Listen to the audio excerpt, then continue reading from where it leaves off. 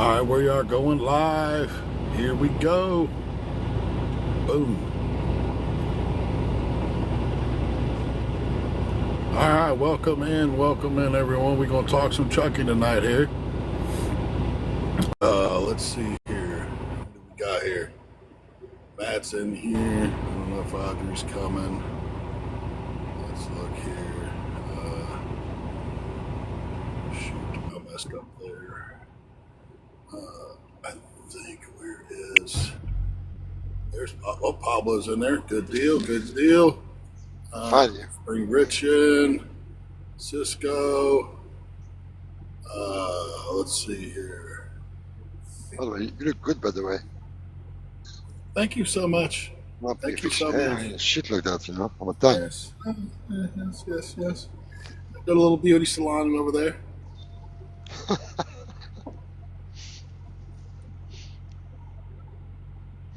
Let's see here. There's that.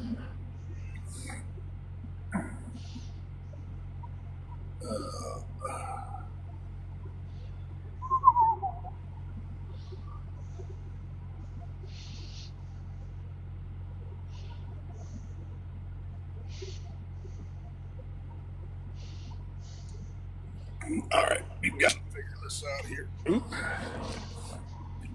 Tired of being so far away from this thing. Evening. Ooh.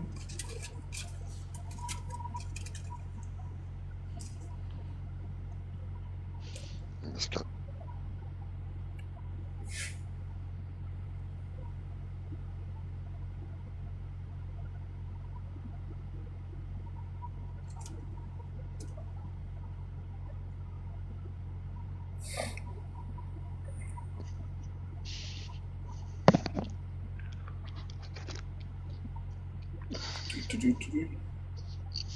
Got good coffee today. All right.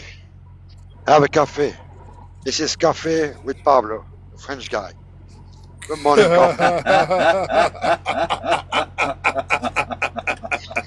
I like that. There you go. That's awesome. Listen, at this time I'm going to start that shit in the morning. Have a coffee with Pablo, the French guy.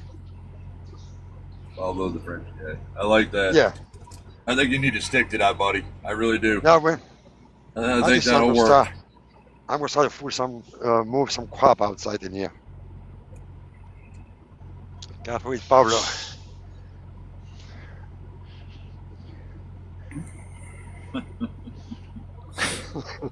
Yeah, that's absolutely awesome. Sorry, I coming up with some shit sometime, You know me. Uh-huh. My Matt know me better, but... Oh, yeah. Well, hey, you've always been a fun guy. All right? I mean... So today I hear a big loud noise. Bang, bang, bang. I said, damn, I think someone blew a tire on my drive. So I stop in Birmingham on 65. I look around, nothing. I go back on the road, and I hear another bang, bang, bang. Look at my mirror. It was a fucking pickup truck in here with his turbo or whatever BS he had on his truck. And it was doing the bang, bang, bang. You know what I mean? Just to piss me off. What happened that cost you? What happened that cost you the big money here just recently? The big money I expand or the big money I make? No, I thought you said you had like 17,000 you just pushed out on the truck. Oh my gosh, man! No, my truck, no. It was on the house. Oh, gotcha. AC, oh, that's both the AC. That's not much better. Yeah, both AC unit of the house die. And the guy's coming up, and he said it's going to be cost $3,500 to fix each AC. And I tell us how much it costs to put a new one. About 17,000, guarantee for 10 years. I said, well, guess what? Come back tomorrow. I already shop because he was turning out $20,000. I said, listen, man, I'm in trucking business. I negotiate a lot. I want to make money. Don't fucking steal from me. I said, right. Monday morning, I'll call two guys. Give me a price. If they are lower for the same equipment, I won't pick you. And he come back after me. He come back at $18,000. I said, I don't give a shit. You can make $15,000, man. I said, I'll What's wait, up, guys, Rich? somebody Monday to have another price. And they coming up with 17.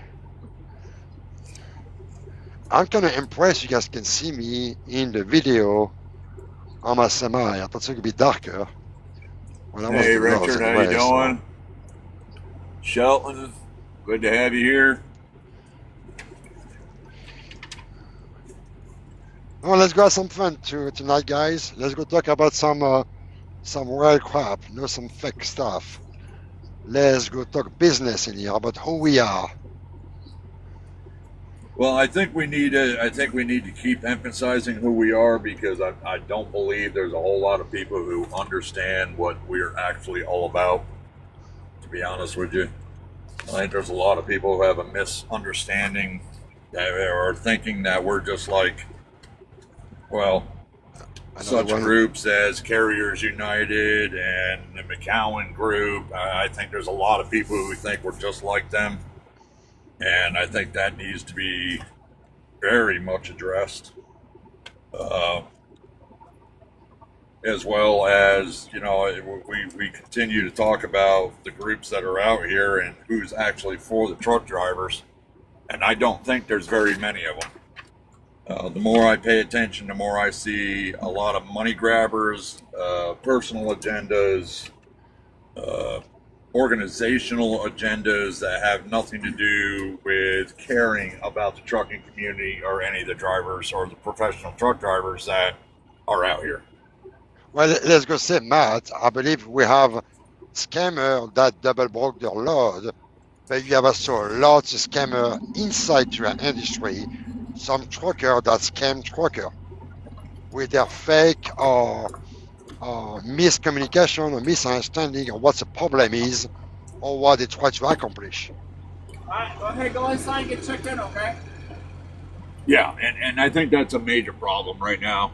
Is a lot of them are the misinformation, the amount of misinformation out here right now inside the trucking industry is through the roof. But again, a lot of that is based on it's a lot of it's based on personal agenda. It's not about they're giving misinformation on purpose, or the lack of research. So you either have a personal agenda attached to it or just pure laziness, and that's what it's coming down to. That's the problem. It might be both. Yeah, it might be both. Yeah. I think so. Some drivers and some people try to lynch that. They try to get a way out from trucking, and they try to do something for their personal advantage, scamming everybody. So we give hope to people, and people following blind people that they think so they know everything and they don't know shit. I'm sorry, I'm still the way it is. Or they give fake hope. Fake hope is one of the biggest hot commodities that you find inside the trucking industry. Yeah. Fake hope, because we're all in our fields. We all know that. Everybody here knows that. When you get in your fields, it's easy to sell hope to people who are in their feelings and not actually thinking about the entirety of the problem. Right. They just want a quick solution to something that they're feeling awful or bad about or angry about. So it's easy to sell hope to those kinds of people.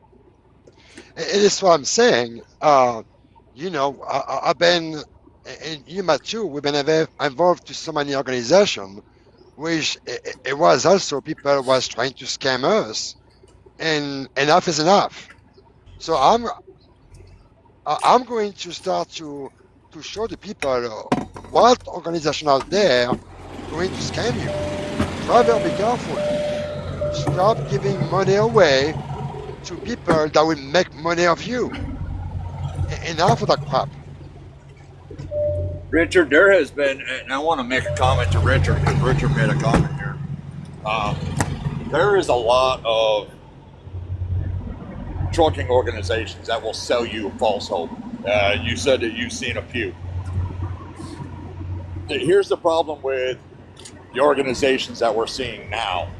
and I'm sorry, but I'm outside, so if it's a little windy, I apologize. The ones that we're seeing now are truck drivers that couldn't cut it as truck drivers. We're seeing one individual who's only got 2 years OTR, and hey, bravo, he wants to put up a fight. But there's a personal agenda behind that fight. It's not about the community. We see two other groups that we know of that are people yelling for Truckers Unite that aren't truck drivers. They've actually quit driving trucks. They're not out here on the road. They couldn't hack it. They actually took to becoming brokerages, which one is an actual illegal brokerage, and they're yelling Truckers Unite. We're seeing false people, truck drivers that say, unite, unite, unite, but that aren't truck drivers at all. And I agree with you. That's the main problem we have right now.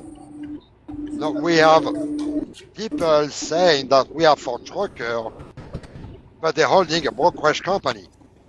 So they were trucker before, they switched to be a broker, they're making so much money now, they say, you know what, I don't drive a truck anymore. I'll become a broker. Well, if you become a broker, then make a group for broker. Get away from trucking. Because I guess you don't understand what is a trucking business. And by all means, if somebody drives for 2 years as an OTR, you did not see the whole picture.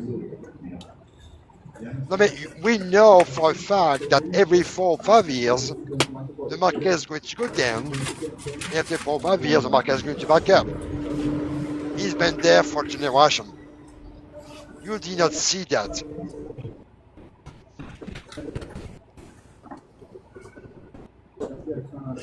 Well, the market has always been cyclical. 100%. The market has always been cyclical. It always will be. It always will be. Supply demand. Yeah.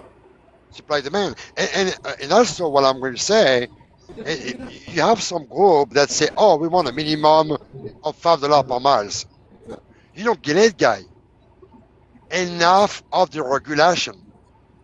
I do not say the government tell you what to do, what not to do, and you guys pushing for more regulation. Wake up.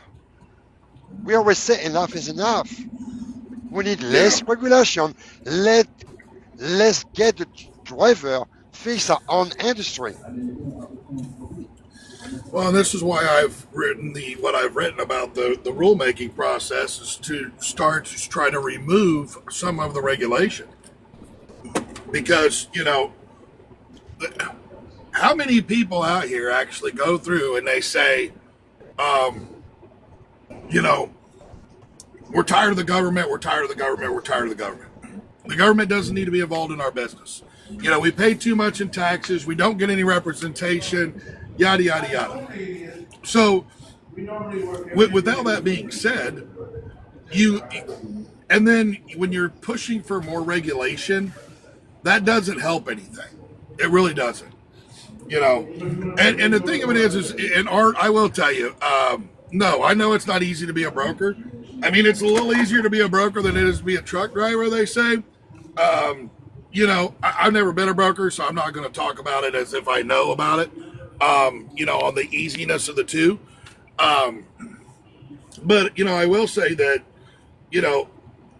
we have to start to find a way when we want to, if people are going to talk about we need to come together, we need to find a way to bring the brokers together with the carriers, because this is the thing. Brokerages need to understand what it is that we do as carriers, and carriers need to understand what brokers do as well. And we need to be able to come together so that we can work together because, look, all three of us have had this conversation about communities, okay? And we're actually here to try to make our communities better, okay? If you don't have brokers, because we know they're not going to go away, that whole bullshit that a lot of people were talking about how, we got to have, we got to get rid of brokers. You're never going to do it. It's not going to happen. But what does need to happen is we need to start learning to work together more here. That whole unify, that needs to happen across all aisles. I will say that right now. That needs to happen across all aisles. And the reason being is because otherwise we're not going to move we're not going to get anything done. Because right now you got people on the broker side and people on the carrier side, and it's just looking like two mountain rams button heads, and button heads. And that's one of the reasons why I try to bring the education to it. And I try to open up the eyes, look,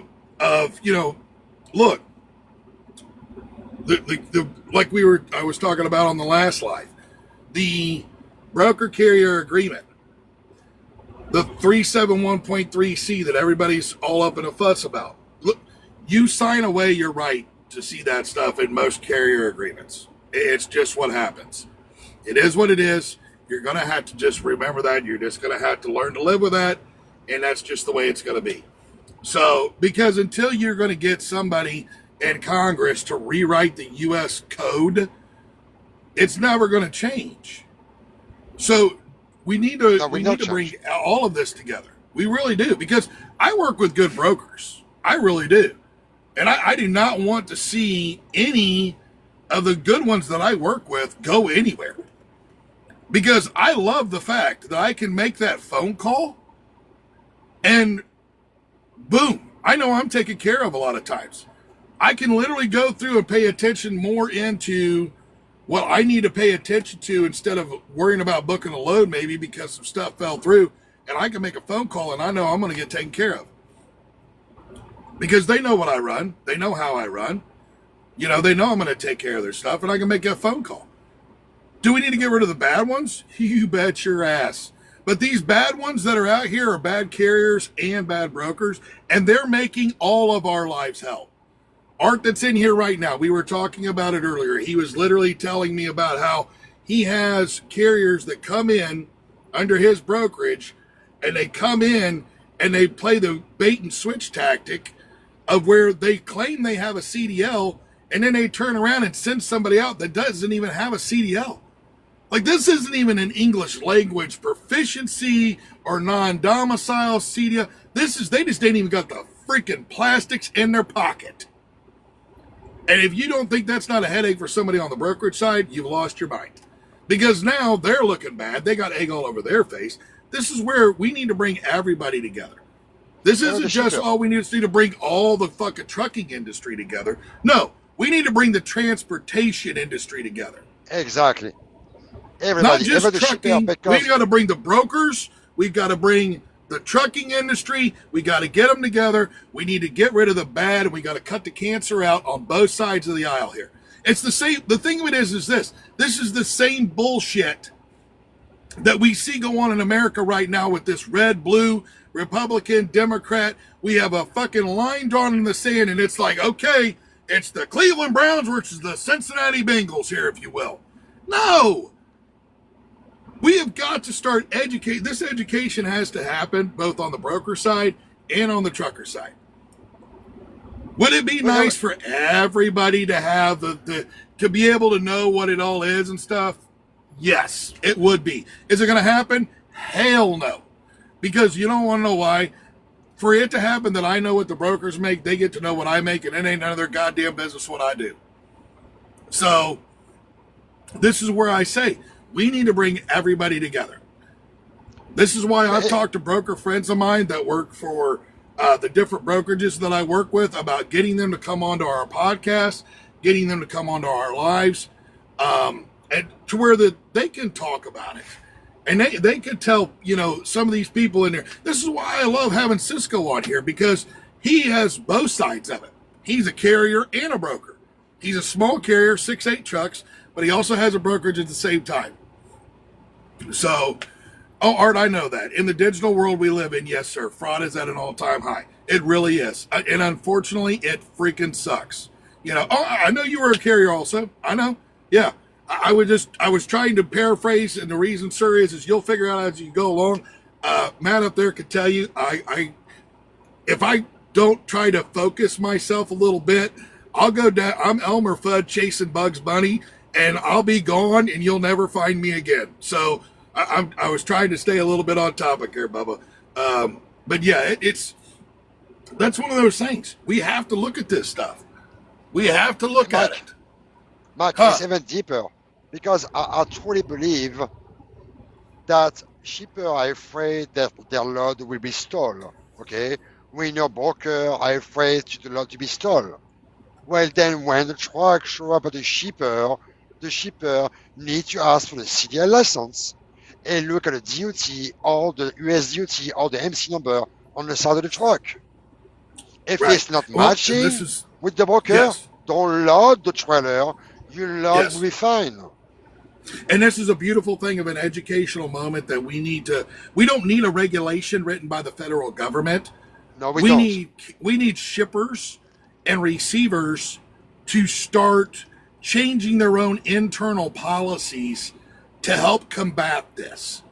Because I don't know how many times I sign rate cons, and these are even with the brokers I deal with every day.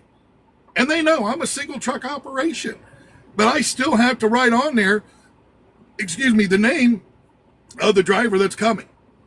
Yeah. And there are a lot of them that go through that don't see that.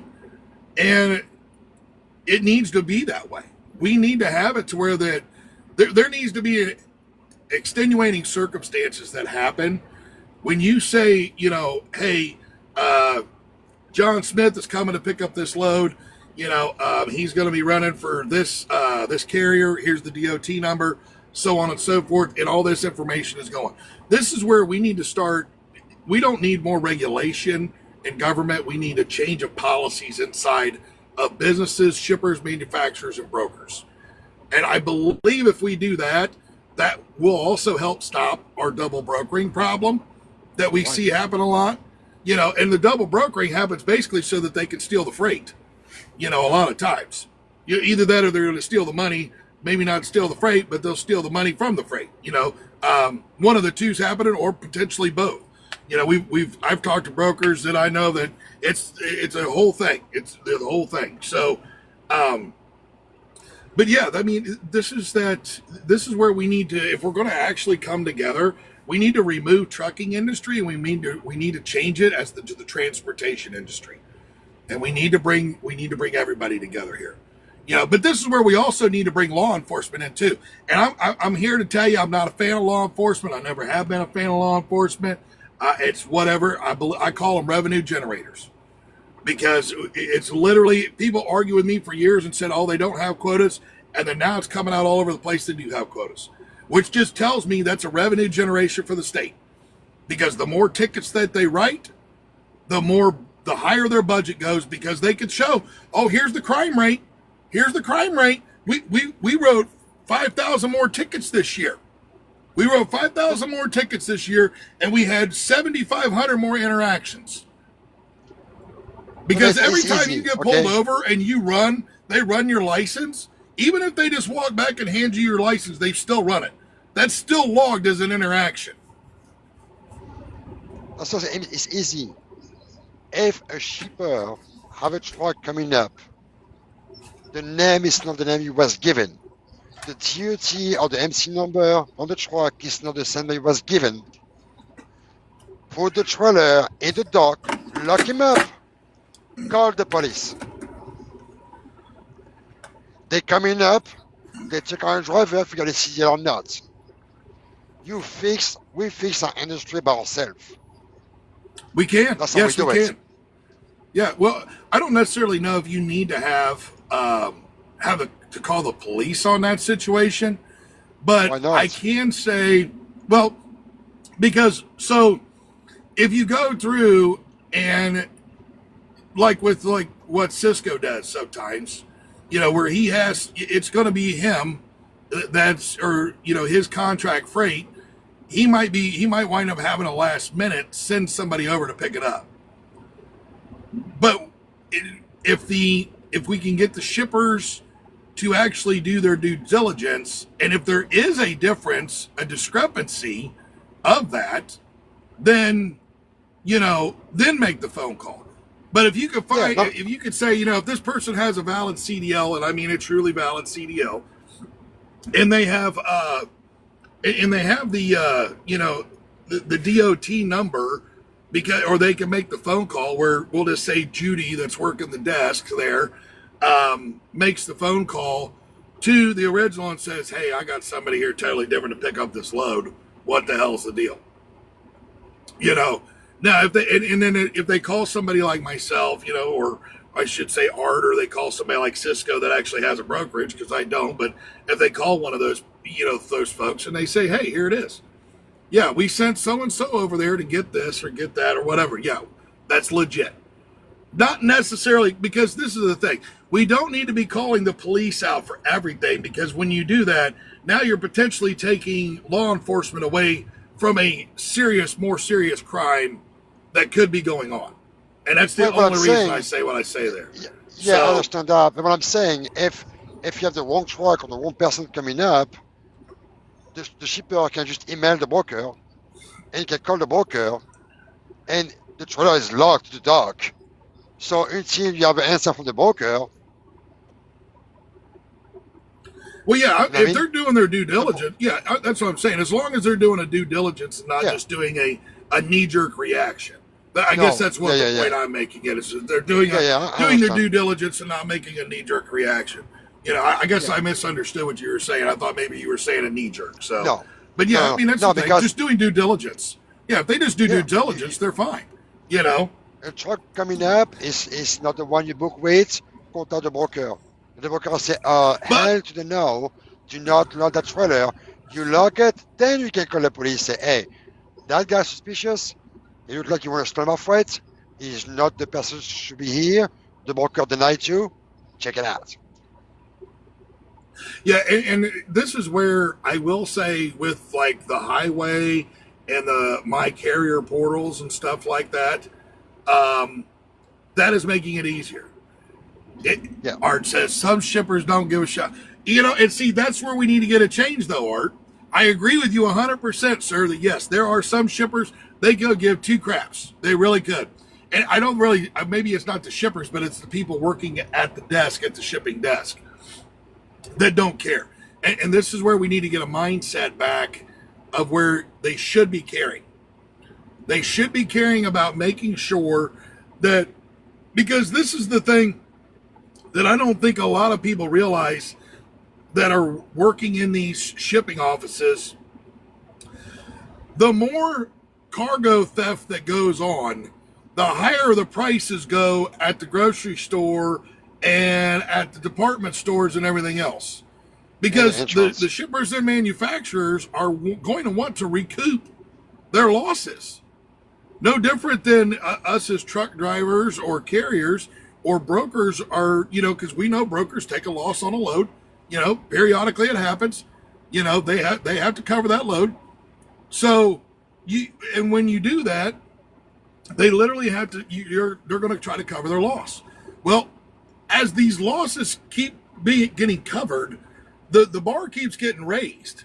It's kind of like watching, what's that show, American Ninja Warrior, where they like do the pegs in the hole and they climb themselves up the wall. It's the same thing. Each one of those notches is where somebody did cargo theft, and so, or cargo claims, and so that goes up because insurance rates go up, product loss goes up, the whole 9 yards, and so everything just continues to go. The turnover rate is high that you get a new person before to the. Well, and this right here is a common problem, unfortunately, and you are right, Art. Yes, there is a lot of people out there that have a do not care about anything in the world button. That just it is full on push and does not seem to figure out how to release it. And I will tell you that this is where shippers and manufacturers need to vet their employees better. Think about it. If you're, because I know if it was somebody that was working for you, you could have gave two shit. If they give that two shits mentality, you're probably not going to have them working for you. So there's that. But I mean, it's every day I call it. Well, and I do know that happens a lot because, I mean, so the powers that be that are up above them sometimes are the ones that are absolutely just killing them as far as their spirit and stuff. They're just, I mean, they're running it, they're doing them, they're running hard, and you know, they're trying to do the best they can, but they're not getting any of the support that they need. And that's just where it's at. Is, you know, you run into that a lot. It sucks.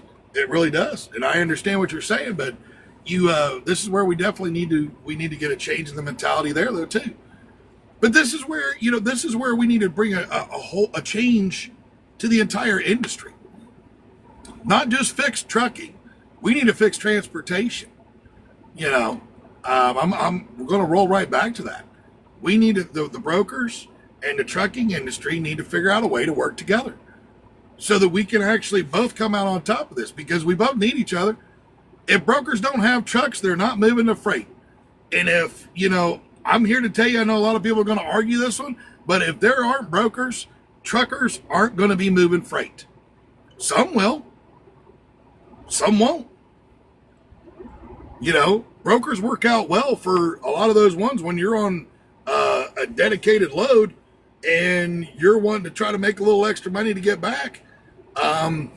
You can make a phone call to a broker and they have more contacts than you because they've probably been doing it, especially if you're working with a reputable broker. Most of them have been doing this for 15, 20 years.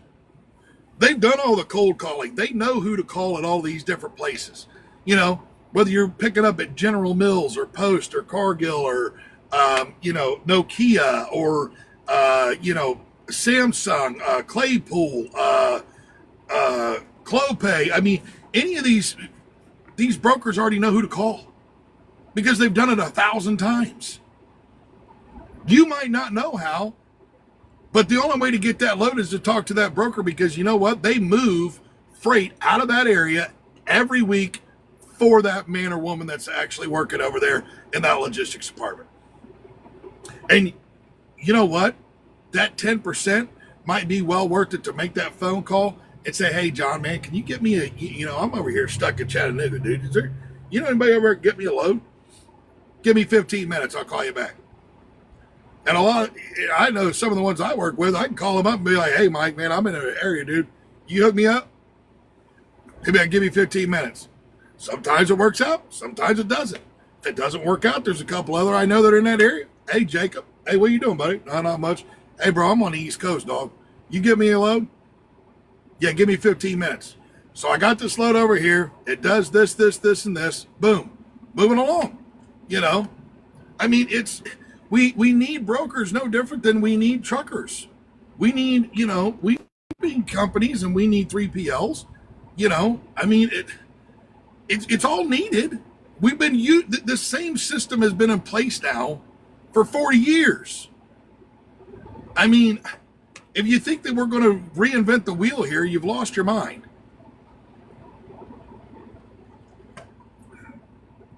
Well, it's never been about reinventing the wheel. It's been about taking and using the building blocks that are already there and restructuring.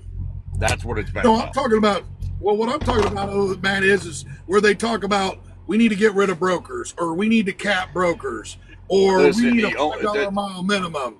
That's Okay, a reinventing of the whole entire industry. That's never going to work. That's not but that's not the, here's the thing. It's not about the reinvention of the industry. They are, the people that are pushing this broker transparency are utilizing the anger that's in the trucking industry and pointing a finger at this point at the brokerages and using that as a feeding platform.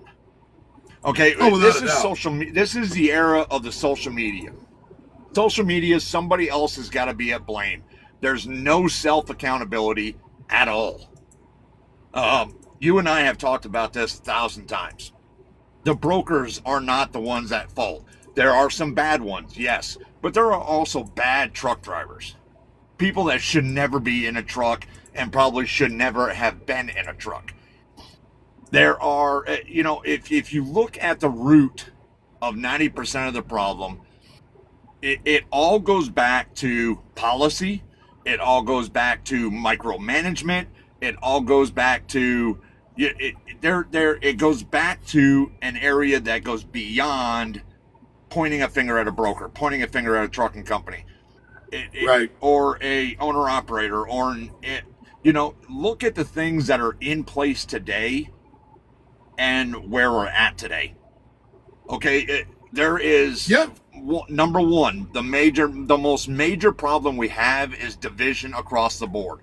And this is, and when I say trucking industry, yes, I'm talking transportation. There is division between the communities we serve and the truck drivers that are out here. There is division between the truck drivers out here. You have ATA, OIDA, you have women in trucking.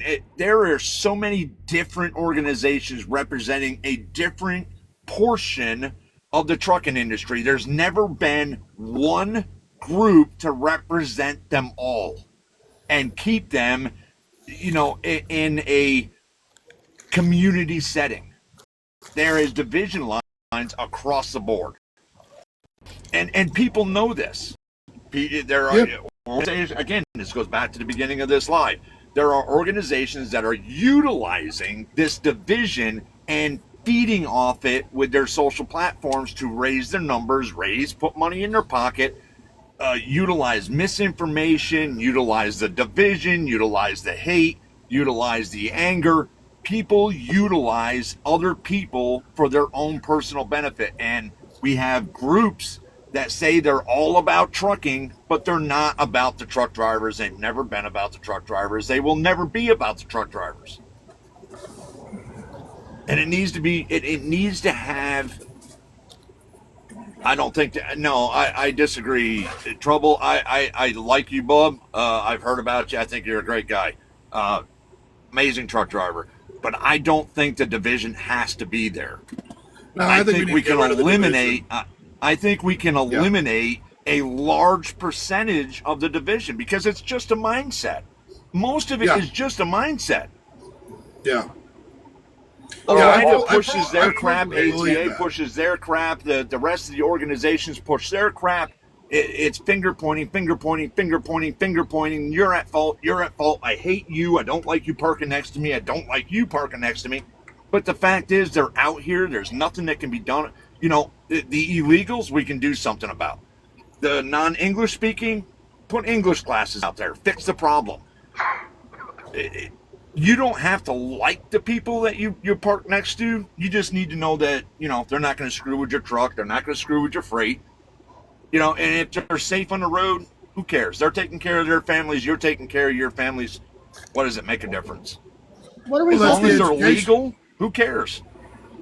If they're legal, what I'm talking about, some of it is we're talking about is removing, and I know you kind of come in late here, but I started off talking about how we need to remove the division inside of this industry, and we need to stop looking so much as truckers and brokers, and there needs to be education on all sides, because this is one of the problems. Stops the industry from ever being together.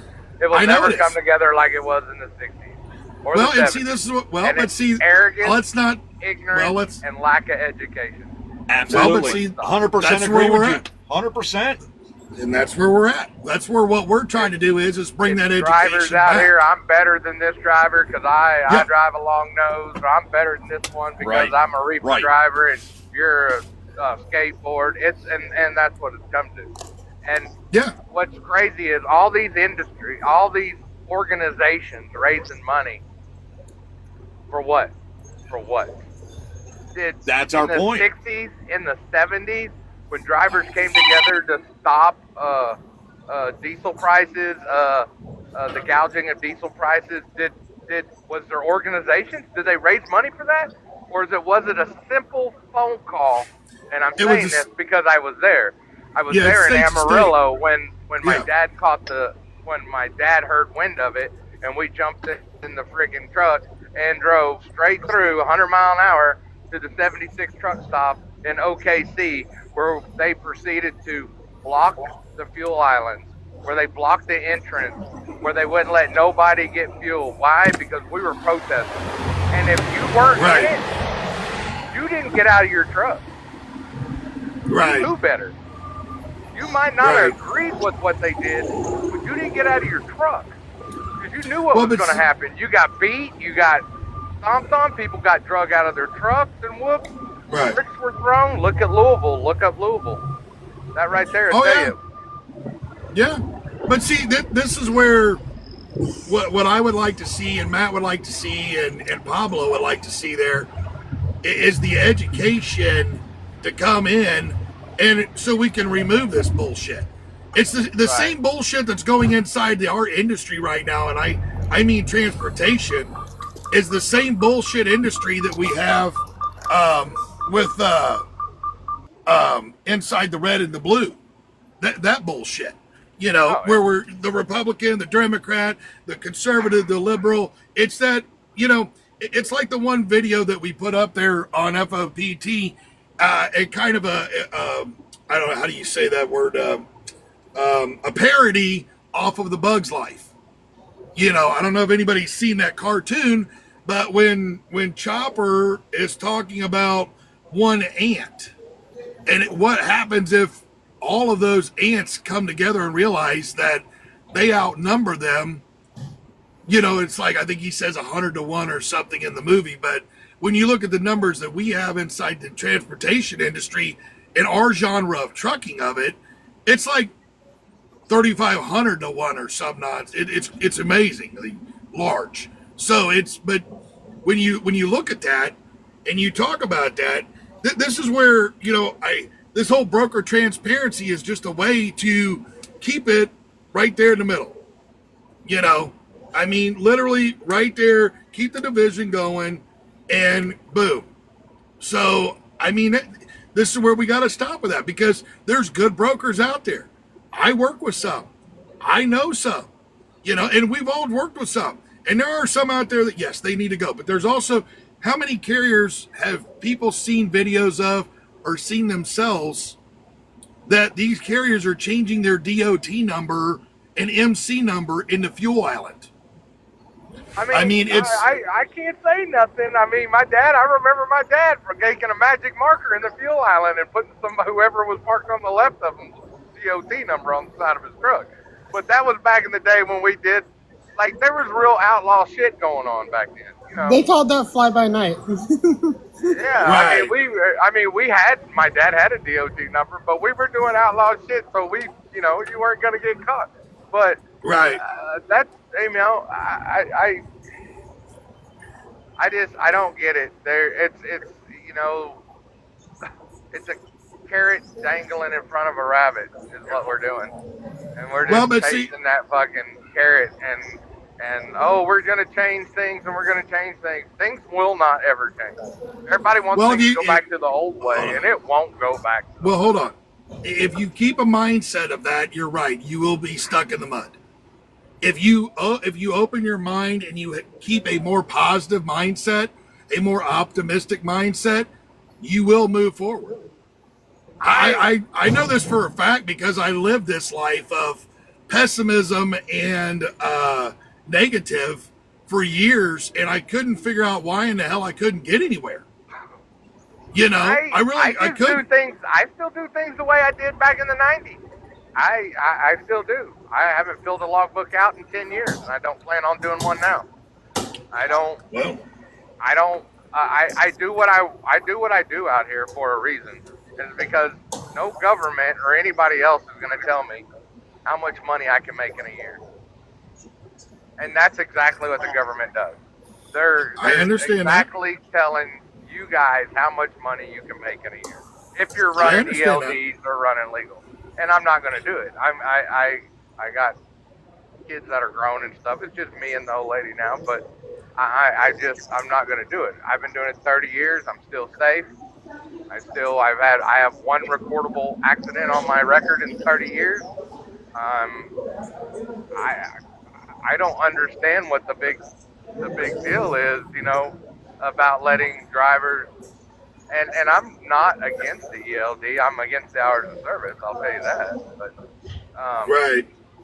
I think the ELD is just, I mean, it's all it does is stop. It's just an that's it. It's just it's just an instrument to track your hours of service. That's all it is. And let's be real about it. Back in the day, the only reason we were relying on logbooks is because we fucked off on the back row of a fucking truck stop too long and drank and partied and truth in truck stops and stuff like that. I can't tell you how many times I did that. That's the only reason I was relying on logbooks and juggling 2 logbooks. But I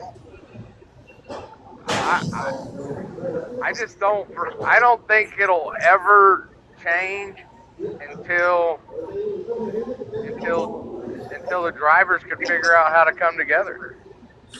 Well, so that's what we're trying to do, but we're not trying to just bring the truckers together. We're trying to bring the entire transportation industry together. This is where we've talked about in a lot of our meetings and stuff that we have here at FOPT. We talk about the stuff of fixing the things for the community and doing it for the community. This is one of the reasons why we're against shutdowns, because a shutdown does nothing but hurt your community. What exactly is broken? Well, so if you look at, like, I can tell you, like, one of the reasons you look at, like, some of the hours of service, okay? If we're going to sit here and talk about, we need to have drivers having proper rest, and they need to be able to be safe and awake and alert. We all want to talk about science, and we all want to talk about medical. This is where we need to talk about, okay, one, circadian rhythm. Okay, a lot of people have heard me talk about this.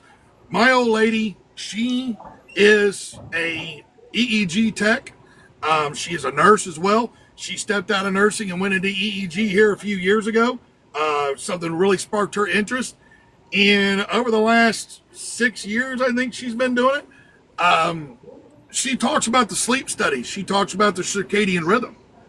Well, this is the reason why we put out the removal of the 11-hour driving rule. Because the 11-hour driving rule does not account for the circadian sleep pattern. And this is why we'll have 14 hours to do whatever it is you need to do. We're basically removing the 11-hour, and you have 14 hours to do what needs to be done. You can drive on it, you can be on duty on it, it's whatever. So you got a 14-hour window there. You still have the half-hour break, and you still have the 10-hour break. But then moving the 34-hour reset down to 24 hours. And that more coincides with the circadian rhythm. Now, if you want to take more time, because I've had some people that have come at me about this one, if you want to take 48 hours to do whatever it is you need to do, that's your business. Not all of us need 48 hours to get our lives together. Some of us can get our life together in 24. Others can't. It's whatever. So, but if by removing that 11-hour rule and just making it 14 hours, that way, if you start your day at 7, you can end your day at 9 every day, go to bed or go get your dinner and your shower and stuff at the end of your day, be in bed by 11 o'clock, you're up by 6 or 7 o'clock, you're dropping your line, you're starting your day all over again. By going to sleep at the same time every day, your body is able to hit that REM sleep cycle more regularly. And that REM sleep cycle is where you actually get your full amount of rest. If you don't have that, and what happens is with the 11 is because we've all done it. All of us in here, Trouble, I know you don't follow by it, but the rest of us that are going underneath it, if you run that 11-hour, you start off at 7 one day, the next day you could start at 6, the next day 5, the next day 4, the next day 3, 2, 1, boom, boom, boom. Back. Because if you're just getting solid drive time in the entire time, you're actually going to only go maybe 13 hours. So you're going to be able to start again earlier the next day. So in other states, I know that there's the federal hours of service, right? But there's some states that have their own hours of service, such as Florida and Texas. Yes. I'm out of Florida, right? When I'm Right. in Florida, I run the Florida hours of service. I do not run the federal, right? I'm registered as a foreign entity in Texas. So when I'm in Texas, I run the Texas hours of service. I never run the federal hours of service. Well, so this is where you're talking the difference between running interstate and running intrastate. Right, but Yeah. look This up, is what we're look up those talking about hours. here is this is most of your most truckers are running interstate. I Yeah. understand there are a lot of local drivers out there, and I don't want to discount them. Well, but- I'm not really local. I do go over the road too, but I know you do, Sarah. I'm just saying for a lot of people, they're going to come at me about, well, there's Yeah. local drivers. What about the local guys? You know, because a lot of your local guys, they run that 150 air mile, and that's it. They don't have to log anything, Well, because that's all they do. And when so you they get- can, when you get time, look up the Texas hours of service and the Florida hours of service, right? They got it figured Right. out. And if it's good for them, it should be good on a federal level. And I don't believe in the shutdown for 10 hours. I think you only need 8 hours of sleep. Who lays in their sleeper for 10 hours? okay, well, so this is the thing. If you go take a shower and you go get a bite to eat when you stop, and then you sleep for 8 hours, that's more than 8 hours. That 10-hour break is to allow you to be able to wash your ass and grab a bite to eat and get 8 hours of sleep. Or 7 or whatever. It's not just there for just sleep. It's literally a 10-hour break because this way you can go in and we don't have people to where that when we're standing behind them to get our coffee in the morning, it literally smells like you're standing in a hog barn because they ain't washed their ass in 4 days. That's one of the reasons why you need the 10-hour. That allows for that time in the morning and in the evening to wake up. I mean, if we weren't truckers and we were going to work for Amazon as a forklift driver, you're literally going to go through and you're going to get up, you're take a shower, brush your teeth, comb your hair, maybe make a cup of coffee at your house if you don't want to go to Starbucks or whatever your case is. But you have a routine that you're doing here, and it's the same thing in the truck. I mean, I know when I get up, I use that 10-hour. I go in, I start my 10-hour, I take a shower, I eat some supper. I usually try to eat supper and then take the shower, so I give my food a little bit better time to digest if I'm going to eat late if I have to. Go to sleep. Then I'm getting up in the morning, and I am brushing my teeth, brushing my hair, getting my life together, making my bed and stuff like that. And I'm using that time. So I sleep 7.5 hours usually, sometimes 6. Depends on how long I decide to scroll through social media, but this is not just sleep time. This is also get your life together time. That's why you need the 10. I mean, that's what it is. Because otherwise you're going to have people that are going to be trying to get their life together and they're only going to be able to sleep 5 hours. And I know there's a lot of people that can't make that happen. Was you around for the 5 and 5 back when we had that? 5 and Yeah. 5, I was. I thought that worked out great. Well, so they're talking about that. Sean Duffy has actually brought out the split sleeper berth all the way down to 5 and 5. So that's already been implemented, kind of, to see what's going to happen with that. The most important thing that they need to change is being able to start and stop your time. Like the rules they have in play right now would not be bad as long as you could start and stop your time. Right. And- Well, so I'm looking at your Texas hours of service right now, and it's 12 hours of driving after 8 hours off duty. Mhm. And so this is the thing, and this is the only thing that I'm going to go off of, and this is what I've learned over the last 6 years when it comes to the majority of what people need. The majority of people need around 7.5 hours of sleep. Not really 8, it's more 7.5. They have found with the studies that it's basically an hour and a half each time. You'll have like 5 hour-and-a-half segments of REM sleep that goes on. Well, if you do the 8 hours off duty time, that's wait around for a shower, get up in the morning and brush your teeth and stuff. You've now taken them down to 6 hours, most likely. And unfortunately, they have found that 75% of the population does not function well on 6 hours of sleep. But you could also stop in the afternoon and take a 2-hour break, and your clock will completely stop. Well, you're talking about split sleeper berth now. Yes. No, I understand that.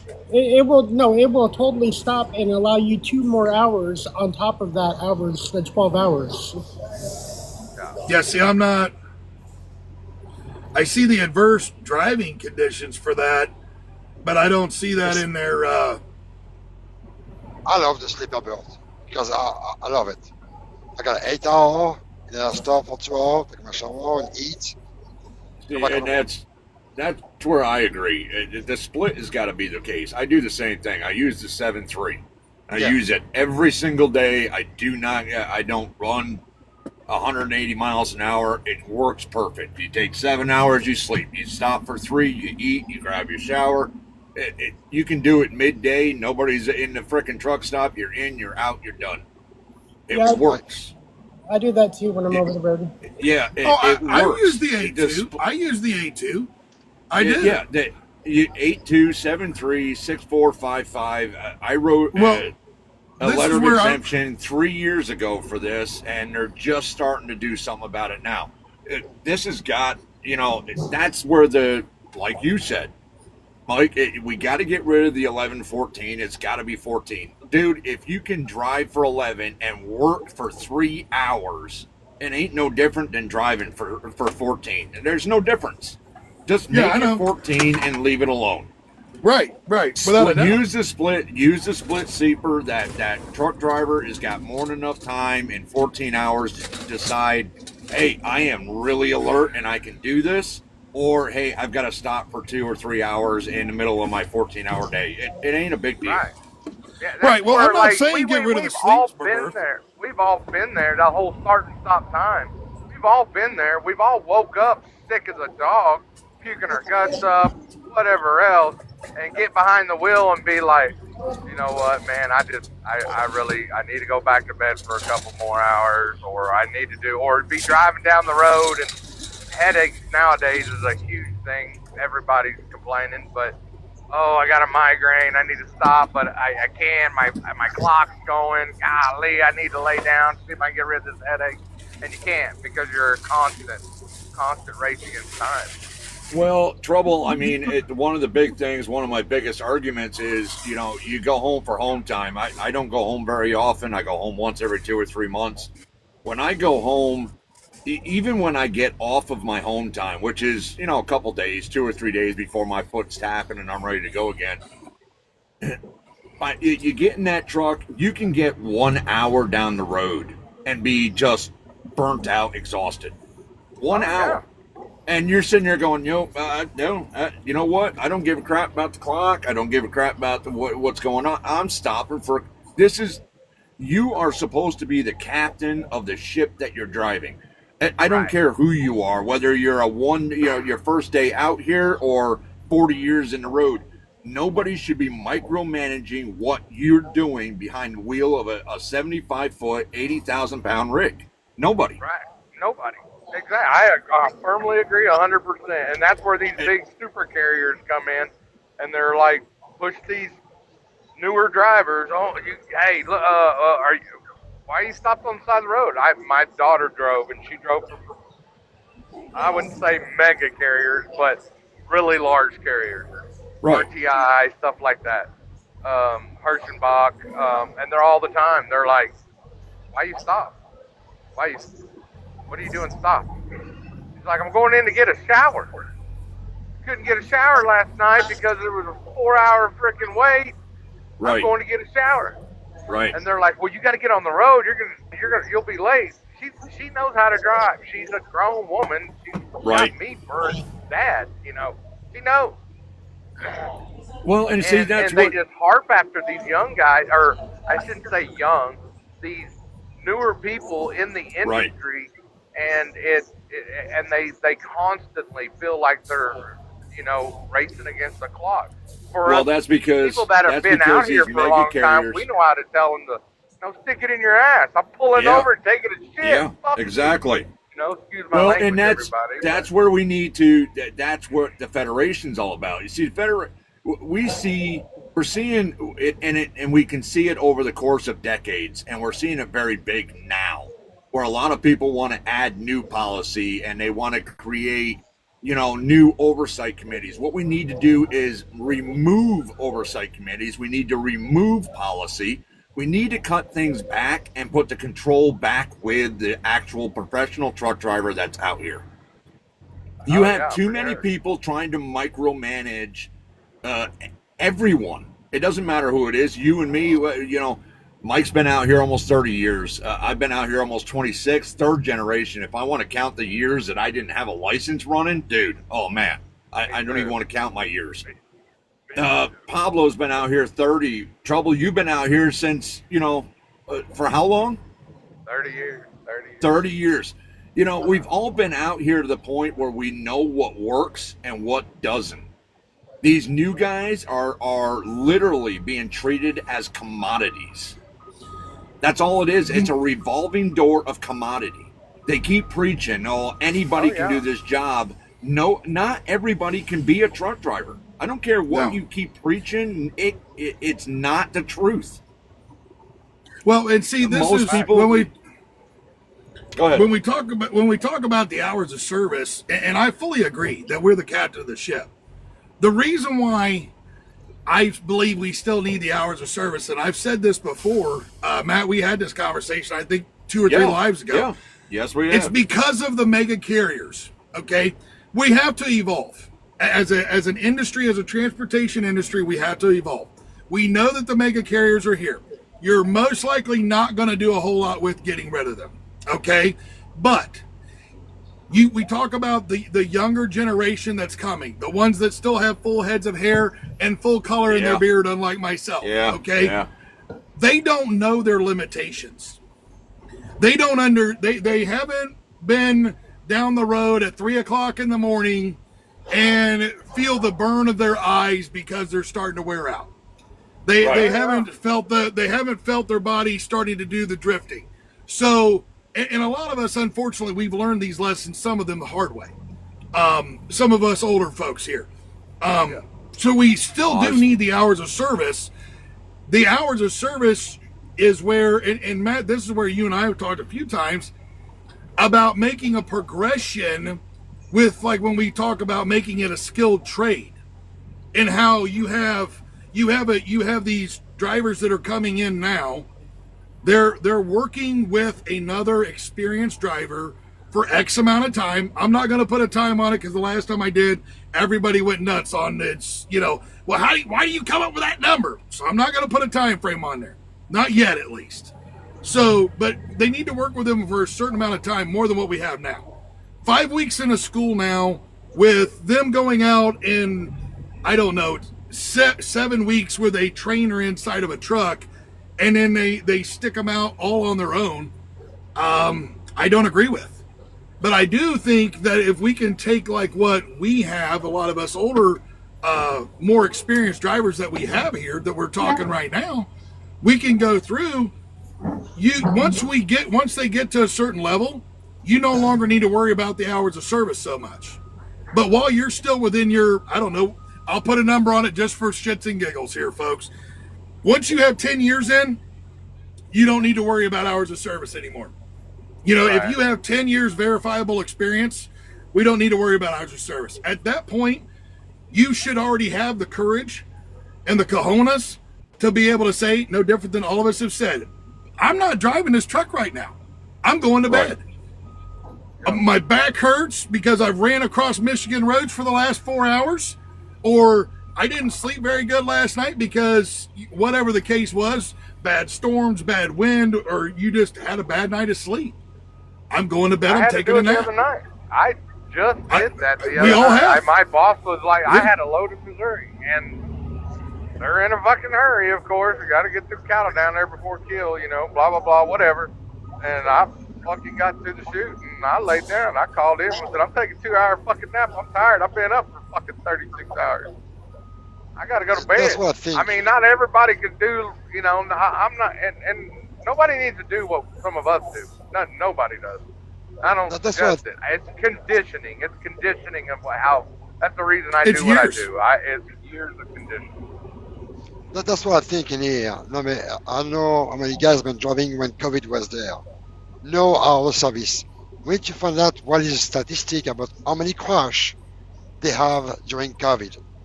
I guarantee Oh, it you we dropped. have less crash. Oh no, exactly. no, the rates went. I talked about that. Yeah, I crash talked about that. ratio, I've got the that crash here. ratio. The crash ratio went down by almost 20% during the Yeah. hours of service shutdown. So Yep. people were stopping when I was tired. I stop and sleep. I was not worried about my clock. I was doing whatever I want to. I want to take a nap for 5 hours. I take a nap for 5 hours and go back on the road. You know, it was flexible. And you have less crash. Of course, you have also less traffic. Okay, we gotta be honest in here. But again, we need less regulation. Enough the government, enough of the control of everything. We want the government to control the rates, our service. We need to deregulate. Well, Yeah, right here. It's in you're right. 2019, in 2018, we had 5,000 fatalities. 2019, another 5,000 fatalities. 2020, 4,900 fatalities. COVID ends, the insanity begins again. We go to 5,700 fatalities. It literally right there. Matt, you and I talked about this, I think, on the first or second podcast we ever did. Yeah. That's why I was like, oh, I got these numbers. I can pull this up right now. Yeah. Yep. But you also, you have to count in. Yes, there are factors with COVID that you have to count in. You had, the roads were basically wide open and things were a little different. And there are those, you have to account for those factors, absolutely. But the simple fact is, when COVID happened and hours of service were put away, the drivers had control. There was nobody telling them. They had total control of their vehicles. If they decided they were too tired, they stopped. They didn't have to worry about a clock. If they were, and we all been there. You come off home time, you're tired, you stopped. If you were, not feeling well, you didn't push it when you were sick or not feeling well. You had the ability to stop. Everything was in the driver's control. It's been taken away, and it continues to be taken away. And we talk about, deregulating. That's what one of the missions that the Federation has on goal is, to deregulate. But it's also to improve the education. I'm third generation. I was taught a lot different. When I went into the driving school, I was there for 24 hours. I was in there at 8 o'clock in the morning. They had me do a test drive. I showed them I can do it. Next morning, I was at DMV, did my frickin' run. I was done. I was that quick. But it was a certified truck driving school. It wasn't a mega carrier. It was a certified, credentialed truck school. And it was basically for me to use their truck, nothing more. Right now we have too many truck driving schools that have crap credentials that are basically revolving doors. They're not caring about English proficiency. It is all about the money, because if you can't afford to pay for it, the country pays for it. The taxpayers' dollars pay for it. Yeah. And these truck driving schools just flow them in as fast as they can, push them in, push them out. It is a massive, massive cash influx. Oh, yeah. You need to take it back to a credentialed, a whole new style of education, the way we were taught when your dad drove or your uncle drove or your grandfather drove. I can remember driving my first time. I don't know about anybody else if it was like this. When I got in the truck at 12 years old, and I was 12, and my father started teaching me, I had to know where everything on that dash was, where each gauge was and what it was. I had to point them out in the dark with the lights off. If I got it wrong, I had to do it again before I was able. This was long before I even started the truck. I had to pop the hood. I had to name off each part that he pointed at and what it did with the truck. Can I fix it on the road? Can I not fix it on the road? When it came to driving, my old man sat in the passenger seat with a yardstick. If I ground a gear, it was across my knuckles until I learned how to drive that truck.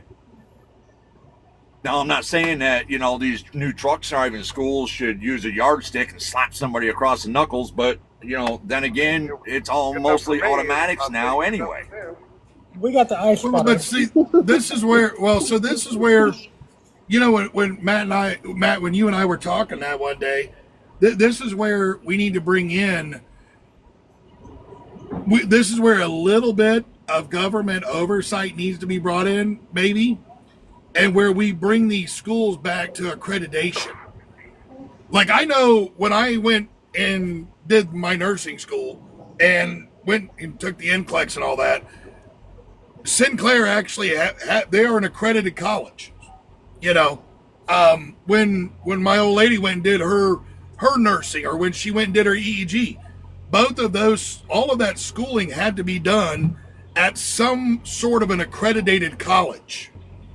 And this is where, if we can bring this industry into more of a skilled trade, you can bring it into that accreditation. And then this bullshit like we're hearing right now, that I think it was 14,000 schools or something that have been shut down because of the unscrupulous activities that they've been having go on. If they're accredited, most of the time that BS isn't going on.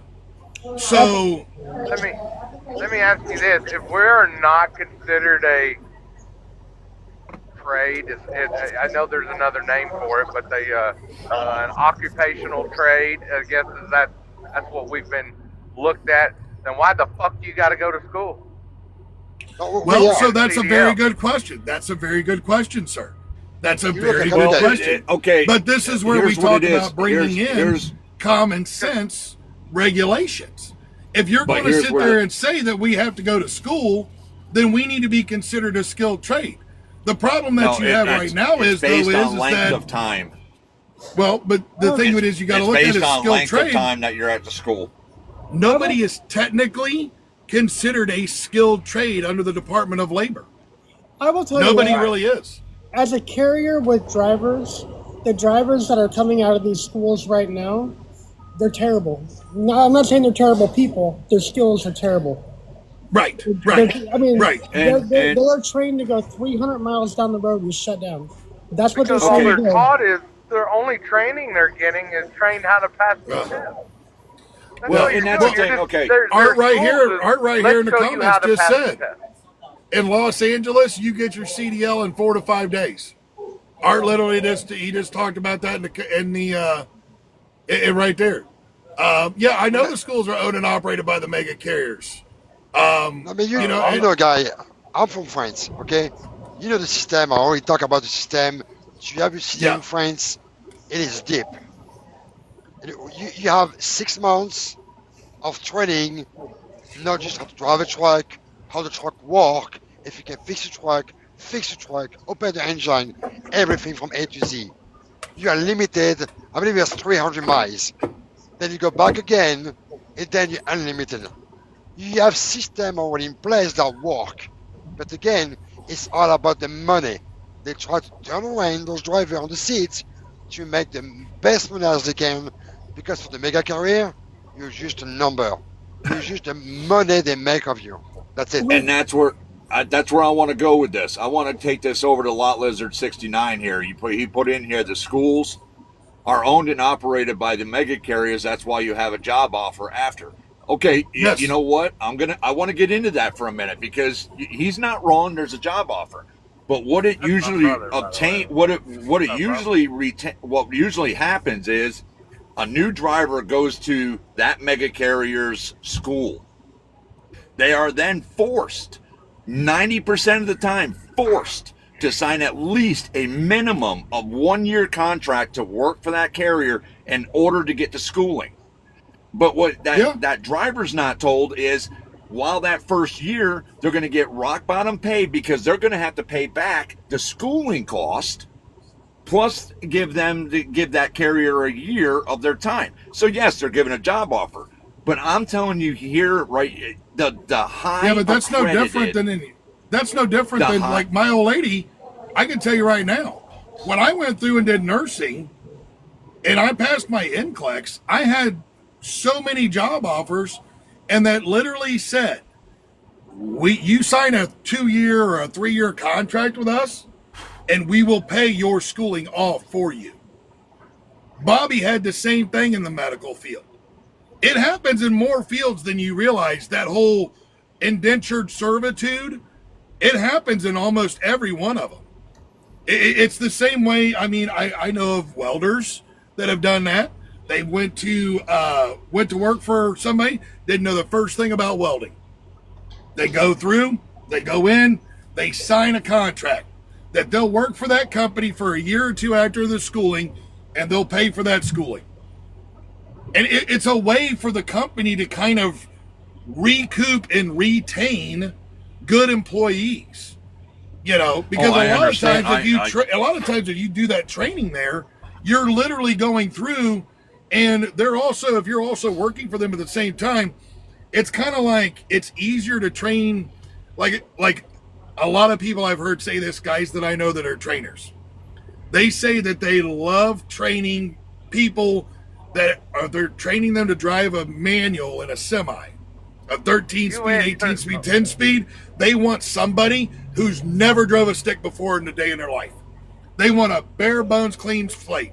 They also prefer to have women in there as well, because women don't have egos. And most of them, when they drive their cars and they're learning to drive nowadays, they aren't driving a manual, because most of them are not into racing. I'm not saying women aren't good racers, because I can tell you right now, Shirley Muldowney, Alexis DeJoria, I know these folks. Yes, some of the most awesome women I've ever met. Sean Whitman, you went to school 3 weeks. Let me tell you, the last guy I trained was 2 years ago. The last guy I trained. He trained for 2 years. He started busting tires and working on trucks. Then we hauled him around in the truck with us, and he loaded our cattle. He unloaded our cattle. We taught him how to load a pot. We unloaded a pot.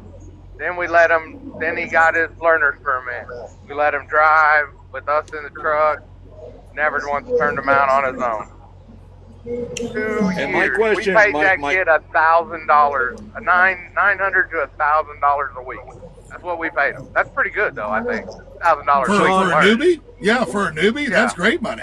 That's great money. And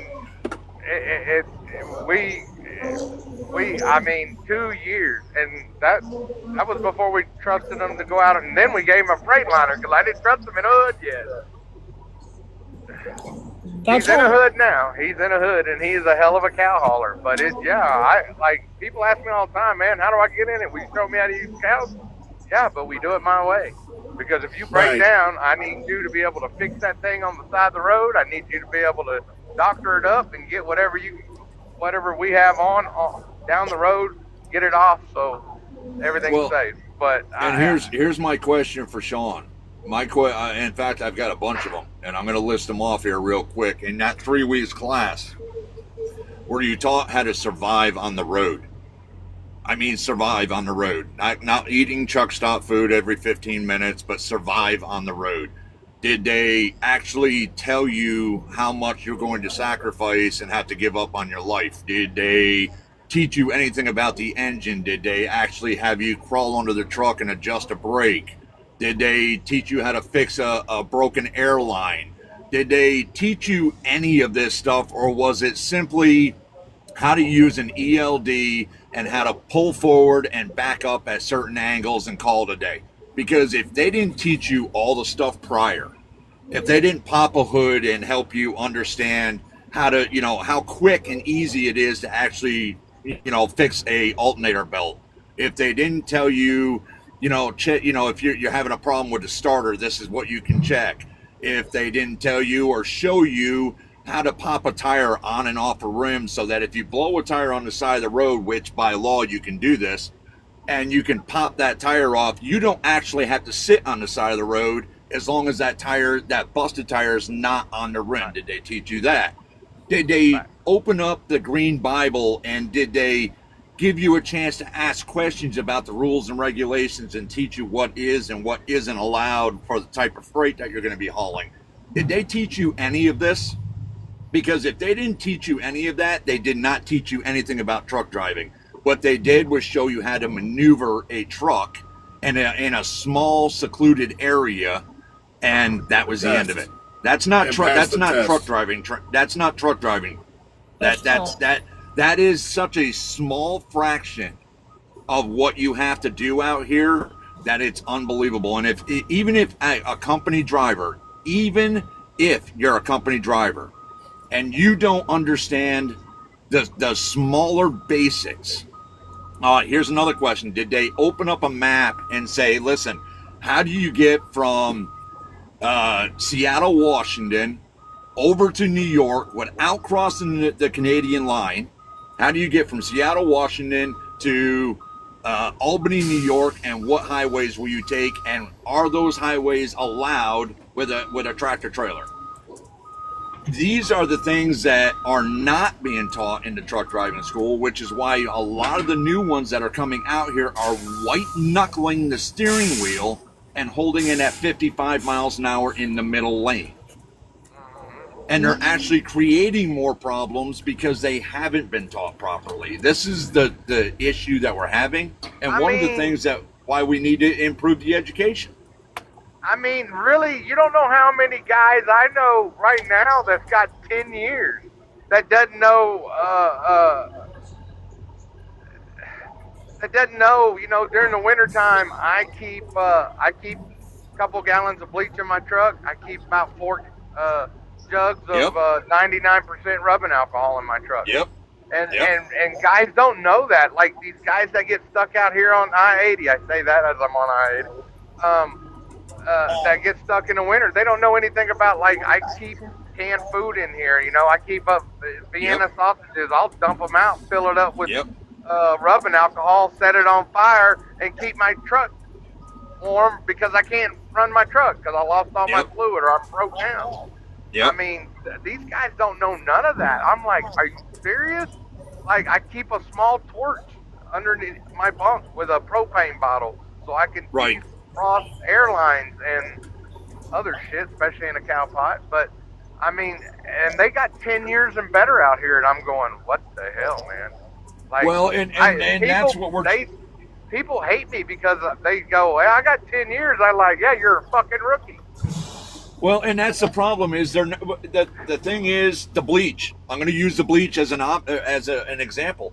We just talked about that on one of our episodes that we did our podcast. Well, number 2 or number 3, something like that, where we started giving trucker tips, and it's like nobody knows about the bleach trick, and it's like, how do you not?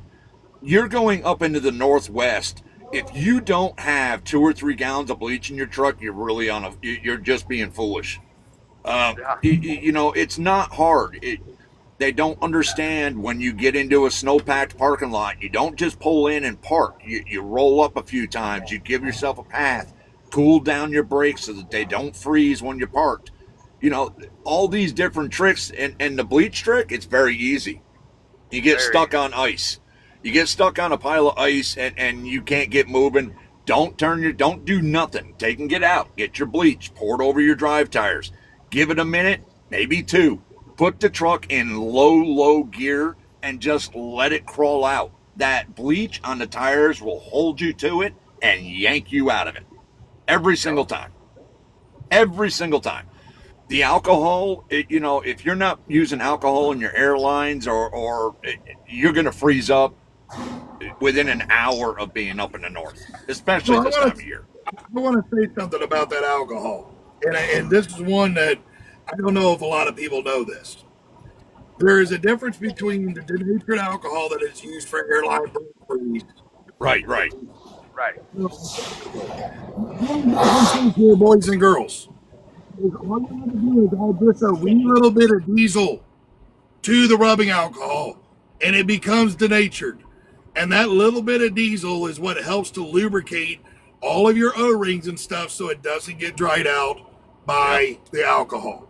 That is all you have to do. So if somebody tells you, oh, don't use rubbing alcohol because it's bad, you got to use the airline antifreeze, you can still use it. It's just denatured alcohol is all it is.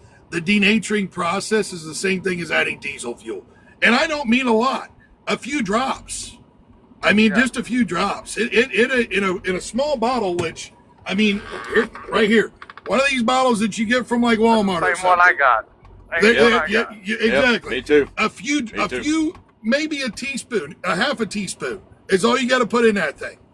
And there you go. Yeah. You know, that one there is used for my own personal stuff. The ones that I got down, when it comes that time and I open up a new one, I literally go through, and when I'm getting fuel, I just add a little bit of that that's in the nozzle, and I just let it run right out into it. That's it. I mean, how many times, like back in the day, I don't know about y'all, but I've done it.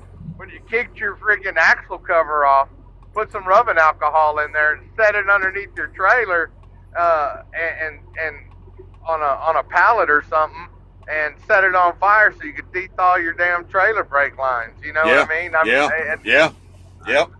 These guys don't know that. They don't know nothing. But that's because they're not being taught. I got 10 years.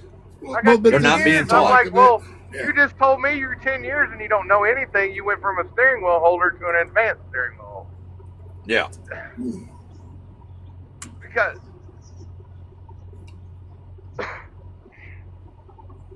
nozzle, it's that got to be changed. Dude, go buy your wiper. I'll change it for you. I'll show you how. Right. And that's what this is all about. You know, I need to make sure that we understand that that's, you know, yes, we're another organization. I know everybody wants to go, oh, good gracious, another one. Holy crap. What the hell? Right. And I know that's what everybody sees when they see us in here. And I get it. But the fact is, we have three at least right now that are out there preaching and taking truck drivers' money on a daily basis that are never going to go anywhere, that are pocketing that money faster than they can get it in on donations. The Federation will never ask for a dime. We're not. We are old school. Everybody here is old school. We are literally leading by example. That's how I was raised. That's how Mike was raised. That's how Pablo was raised. Laura Gavito, that's how she was raised. Lead by example. We're not looking. We are literally. We're tired of ATA running their mouths and their bullshit agendas. We're tired of OIDA and their separation and division lines. We're tired of the overregulation, the manipulation. We're tired of the education system the way it is for truck drivers. You know, it's all division, and somebody's got to put an end to it and call out the crap.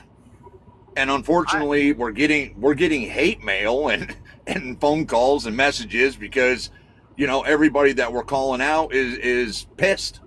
But, you know, it is what it is, and that's what we're all about. I asked, we got talking, me and a bunch of other guys that are older. A friend of mine as well was in there, and we're like, whatever happened to the truck club? Y'all remember trucking clubs? Yeah. Oh my! Y'all remember when guys used to run a single white light in the middle of their windows, or they ran two purple lights, I remember that. Guys I like remember the that ATL. because the first time I saw that, I was actually, my old man and I were running a cattle pod. My dad ran cattle. And I remember seeing that for the first time, and I asked him what that was, and that's what he had told me was a truck club. And he had explained it to me. Man, dude, if we could have something like that back. They still have some. ATL's still around. I got a buddy, Hollywood Hutch. He's with them, with ATL or ATI, whatever it is. And they don't take new memberships anymore. They're a bunch, they close the doors. From 14 years ago, they don't do it no more. Yeah, I think it was. Like, yeah, that's something one like that. way. That's one way to bring truckers together. You might, and when I say together is if people would start bringing those back, well, at least they have these different clubs, and at least the clubs will talk to each other, and stuff like that. But right now, in our industry, truckers ain't talking to truckers. Nobody likes each other. And when I say that, it's because this guy, this guy's over here, peeping in so-and-so, what's her name's window when she's parked next to him. It's just weirdos. There's so many, and nobody wants to talk. And I tell everybody, you got to get out. You got to get out of your truck. You got to stop watching TV and playing your Xbox in there. Yeah. You got to stop living in a truck. Those are called sleepers. They're made to sleep in. Oh, Matt, what did I tell you last night when I was doing my laps down here? Because I'm in Wildwood right now, and I had parked across the street at the 75 Chrome Shop, and I get out of my truck and I do my laps, and they, Chrome Shop down here's got all this wonderful, nice outdoor furniture, and I literally was talking to Matt, because he'll tell you if I'm not talking to somebody, I'll make like 2 laps, and then I'm done. I'm over it. I'm bored. My ADHD kicks in. I'm chasing a squirrel down the road somewhere. Yep. And, so anyways, I made a comment to him. I'm like, I'm the only one out here enjoying this. And it was a nice night last night. There was no rain. It was still beautiful out as far as temperature wise. It was in the 60s, nice hoodie wearing weather. And it's like, and then today. I did see someone today. Actually, I seen 2 guys today. One of them, when I got up this morning to go use the restroom, he was sitting out there. And then after I come walking back from the IHOP next door from breakfast, I seen one guy out and he was making some laps running. And that was it. The rest of them are all locked up in their trucks. I mean, it's the same way, I'm over here at the TA right now across the street because I need to get blew out an S-cam bushing on the trailer, so I'm waiting on that to come in. But there's nobody out walking around here except for to get fuel or go take a shower. Nobody talks anymore. Everybody's either on their phone, and nobody, like, how many people, hey man, you want to come in and have a cup of coffee? I mean, of course they took out so many of the horseshoes, of course. Yeah. But I mean, nobody's outside cooking outside. Nobody. Well, yeah, I do. They've been designed that way. I can tell you. Oh yeah. I'm cooking 90% of the time.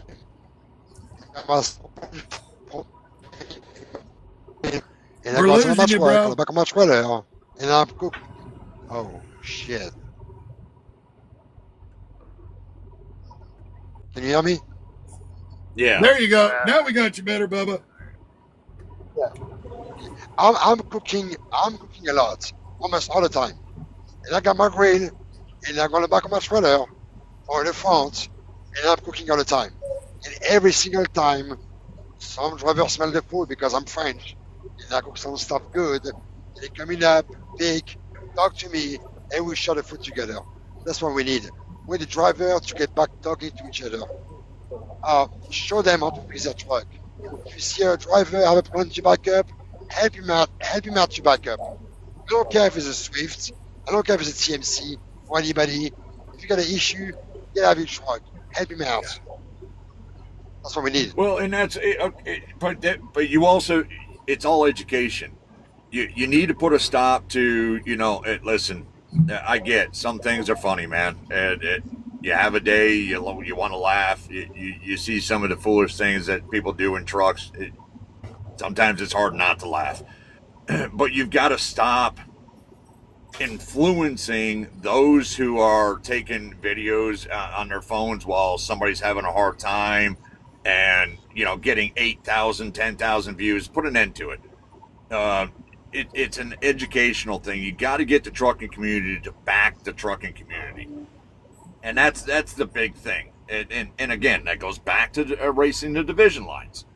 Like you said, get out of the truck. Listen, I've been out here almost 30 years. 35 if I count, when I put it all together. I have bad nights where I've run my tail off. I'm tired. It's a tight freaking fit. I'm having a hard time backing in, and I've been out here a long time. Get out of the truck. If I catch you videotaping me, backing me, and I'm having a hard time, I'm likely to pull you out of the truck at that point and whoop your ass. That's all there is to it. If you got the time to videotape, you got the time to get out of the truck and help somebody back up. Shake their hand. You have so many rookies out here and greenhorns that really need your help, need all our help, that are white knuckling inside truck stops that really need the assistance, and everybody's taking a picture of them. Well, look at this fool try to back up for the 30th time. If they would have done it the second time, if you would have got out of your truck and went and helped them get into that hole. There's also an awful lot of them that don't actually want our help. They'll refuse to accept our help, and that is a We have problem. seen that. Yeah, Yes, that is it a is. problem. There is that. Oh, That's that video. that ego. That's that ego. Yeah. I mean, we had that one video here, just a few months ago of that one young lady that went off on that other driver that decided to get out and help her back up or something. You know, she went viral or whatever because her tirade that she did. I mean, it's the thing of it is this: at least make the effort to get out and help. If they tell you to go jump in take a long walk off a short pier, whatever. You know what? And the thing of it is this: if they run into someone that's next to them at that point, guess what? You just look at them and say, "Hey, I tried. I tried to help them. I tried to help them. What else are we gonna do? You know, you got out, you tried, you did your best, and that's all you can do. You know, the thing of it is though, is at least get out of the seat. You know, but that's the problem. And see, this is where, you know, to kind of go back to some of that stuff at the beginning of, you know, when I was talking about the 14 and the 10 and the half-hour break, there was a gentleman that put on one of the videos that we had up there about it's too stringent and drivers are just going to still stay in the seat. This is why we have drivers that are 400 plus pounds with terrible cellulitis and epidema in their lower appendages. You know, I mean, we've all seen some of these truckers out here, the men and women, and they have calves that are the size of a basketball, and I'm talking the ankle area, and it's because of the cellulitis and the lack of activity is what initially starts that. You know, getting out and exercising, you know, it will help. Get out and walk around the fucking truck stop, for Christ's sakes. You know, don't just sit in the seat and watch TikTok. You know, get out of the truck. I purposefully try to park in the back row if I park at a truck stop. One, I like party row. I've always liked party row. Let's just admit it. You know what I mean? So I've been doing this a long time, but at the same time, I also forces me to walk my fat ass all the way up to go use the restroom, to go take a shower, to go get a sub, to go do whatever. I have to walk the farthest distance possible. And I'm not going to lie, I take advantage of it because I'll use it to walk around the truck stop. I mean, Matt, how many times have we been late at night? I'm burning up your ears. I'm making my laps and getting my steps in, walking around the truck stop. I mean, as often as I can, you know, and everybody you need to get out of the truck and move and walk, you know, otherwise you're going to get that swelling, you know, and that's not good for your circulation at all. You know, that's what causes that stone heart syndrome and your arterial sclerosis. There's so many. The industry, like I say this all the time, the industry, you're either in it because you were bred into this because it's a way of life for you, or you're in it for money. And if you're in it for money, you have no fucking business trying to politic for anything out here. 100%. Anything out here. Well, yeah, and this is what we're seeing. Okay, I'm dying a truck driver. I will never do another job in my life. I will never do another. I love the open road. I love the freedom of the, you know, where I'm at. I love waking up to a new place every freaking day. I can't stand even being in my house. I don't like it. Right. I don't feel at home. But I get into a truck and I'm right where I belong. And my wife can tell you this. My wife can tell you in 24 hours after getting home, my foot is already tapping. I'm ready to go. It's just who I am. I will do this until me and my truck go in the grave. Period. We have too many people who don't know what the lifestyle's about, that have quit the lifestyle, that are trying to, I hate this word. I really hate this word, but unite truckers under their banner. But they don't do it anymore. They quit doing it. They don't understand the lifestyle. They don't understand the expectations. They don't understand what you're sacrificing. Nothing about trucking is in their blood. They're using every one of us out here as stepping stools for a personal agenda or a monetary gain. And we need to put an end to that crap. Let me, I'm going to totally blow the subject off left, right? Let me ask you something.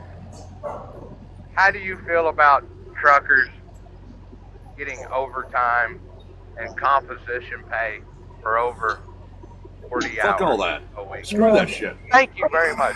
Now I like Listen. We took truck driving, and I'm going to say this very clearly. Truck driving is a dang-gum service industry. It's a service industry. It ain't no different than the smoke eaters. It ain't no different than the nurses. It ain't no different than any service. It ain't no different than the military. Military don't get paid high dollars. Most of them put 30 years in and barely scratch a living out of it. This is not about making money. Trucking has never been, if you're lucky enough, you do well. It's a lifestyle. It is a lifestyle. It's always been a lifestyle. This goes all the way back. And the thing is, we knew what we were getting into when we got into it. You knew you run 70 hours a week when you got into it. You knew that.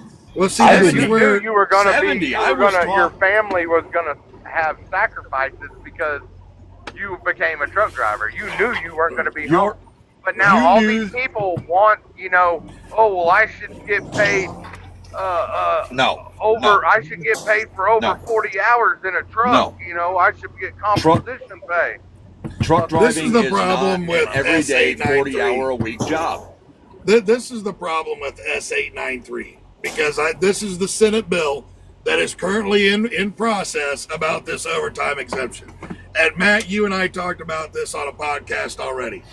When they bring out, if this overtime bill passes, two things are going to happen. One, inflation is going to go up because the price to the consumer is going to go up, or you're going to see a rate decrease for the truckers that are out here, or you're going to see them, because we've all seen it, we all know it, these newer trucks, these mega carriers are capable of shutting these trucks down from the office. They're going to literally go through, they're going to park you at the truck stop, you're going to hit your 40 hours, they're going to park you at the truck stop, and you're going to wait until Monday, or wait until Sunday, whatever the beginning of your pay period is, and they'll be back out and running again. The only thing of it is now if you work here 40 hours, and, well, let's just be honest, some of us, if my pay week starts on Monday, 40 hours, I'm going to ask you, well, what did you do after Wednesday if you only worked 40 hours? So I've had days I could tell you trouble. I'm going to look at you and go, well, what did you do after Tuesday? So you're going to go through and you're going to say, so what, you're sitting for 3 days now in a truck stop to wait around to leave again? You're not going to do that. Who wants to do that? It will also be the end to the small carrier fleet, the mom and pop. There it is, right there. So, and this is the ultimate design that we need to keep into effect. I think it will. I think it'll eliminate. I think it'll kill small carriers. When I did the math on it, it's not just small carriers. I'm not thinking just small carriers. It will hurt large carriers too. But that's where I was going to. That's the difference. As a small carrier, if that was to go in effect, I'm going to fire every driver I got and sell every piece of equipment except for one truck, and everybody's going to lose their job. Well, and I understand that, Sarah. I really do. I mean, the thing of it is like I just talked about, the cost that's going to happen, okay? Because I don't know if you have the capability with your trucks or not, Sarah, like I just talked about, to shut them down. But at the same time, like, what are you going to, you're literally going to have a trucker sitting there for 3 or 4 days until the new pay week starts?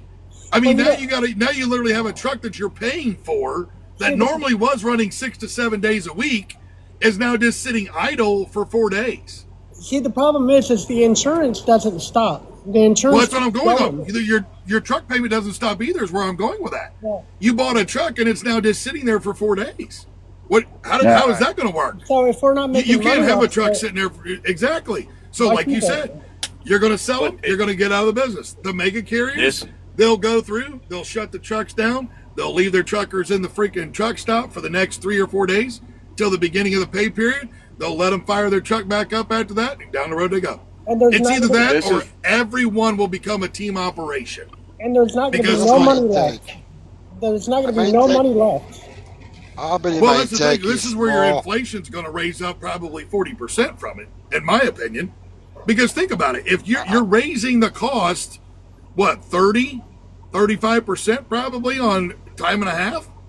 Well, that's 33%. It's a third. You're raising it 32%. When I did the math on it, it was going to be, you would have to go between 6 and 9 cents a mile off of what you're making. $2.35 a mile is what you're getting to haul that. You're going to have to take anywhere from 6 to 9 cents a mile off that to pay for the overtime. Well, my take is that I believe it's going to have to be higher than that because. Well, think about it. If you look at this on your time and a half, from my understanding of what I've read of the rule, if they're making 50 cents a mile, you now have to pay them 75 cents a mile for the time and a half. So your 8 to 9 cents isn't going to be. You're literally going to. So unless you're going to get your contracts to increase their rate for you, you're now losing 33% more of your labor from what I read of it. I don't know. I could be wrong. Right. Can I speak on that for a minute? So what's going to happen with your contracts is when you go there to tell your shipper, hey, I need more money, they're going to say, all right, well, let's renegotiate it. They're going to bring in a bigger carrier, and a bigger carrier is going to do it cheaper, and you're out. Yeah, that very well could happen too. When that happens, the littler guys aren't going to make as much money because they're a small independent contractor. They're going to be bought out or just skipped over. And as a consumer, because you guys are getting overtime and trucks are going to be sitting at truck stops just waiting to be shipped off. That's your inflation. There's your inflation. Cost of living. There's your exactly. That is. Eggs are going to cost $15. I'm trying to say everybody's effed all across the board. That's basic trickle-down economics. That's basic trickle-down economics. Stupid ass fucking rule. It's just stupid ass fucking. Well, we know that there's 537 ignorant people in Washington. We know that because this is where I said at the beginning, the division of the red, the blue, the Republican, Democrat, whatever. It's all a smoke and mirrors thing. There's 537 ignorant people up there, in my opinion. Because, and I say ignorant only because they're ignorant to anybody other than themselves. They're very selfish. Well, see, I'm not mentioning any. I mean, well, no, I'll mention. He came in there earlier and this afternoon, and I tried to educate people, and all they want to do is argue. What is this guy, Truckers Unite or whatever? He's a really nice guy, but ignorant by not understanding what it's going to do to the industry because he wants that. It's not about, the problem is, Trouble, it's not about just ignorance. They are never going to stop pushing what they are pushing because what they're pushing is that they are literally feeding off the anger that's out here in the community. They're like the fish that feeds off a shark or a whale. They are literally attached to the anger and the emotion of the trucking industry, And these groups are feeding off of it. They're not instructing, they're not educating, they're not helping the people to understand. They want the people that are angry, that think that trucking should be a 40-hour week. Anybody that fits that mold, if you look, you don't see a whole lot of 30, 25, 40-year-old veterans following those people. They know better. We've been out here too long. You're seeing the new age people go over there and follow along with them because those are the ones that think that trucking should be a 40-hour work week and they should get paid time and a half and know nothing about what the trucking industry or the lifestyle is about. They're feeding off of that.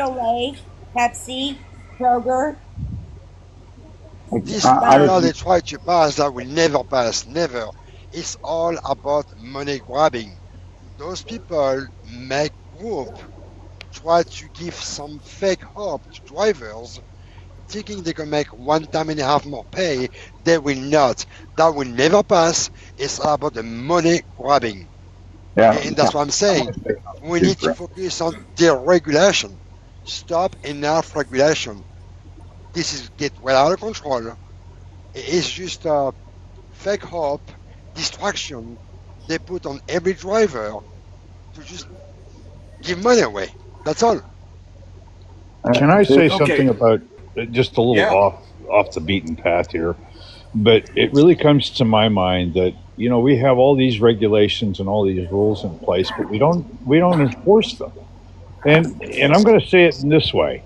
Why in the world are we giving out a CDL in any other language but English? And why are we allowing any interpreter to come in and interpret that language to somebody else? If you can't pass the written test, if you can't pass the written test in English, how on earth are you going to be able to go out there and read a map and read the road signs and read all the warnings, everything else that goes on? How many construction zones are in any other language? I have never seen a single one other than in English. I just want to say something about the rules of hourly versus time served on time on the road. Now, I'm an owner operator. I have 2 other trucks, and I pay my guys 28%, which is a couple percentage above the going rate. But I leave it into the truck driver how much money he wants to make from it. And I think a true truck driver will take that 28%, 30%, and he'll use it to his advantage. Now, as far as going to an hourly thing, I don't see it work. You have to put a relay for the freight. And what that's going to do is delay and cause backups, and especially at the shipping dock, when you got a fresh relay driver dropping off a thing that's supposed to have been there yesterday. So I think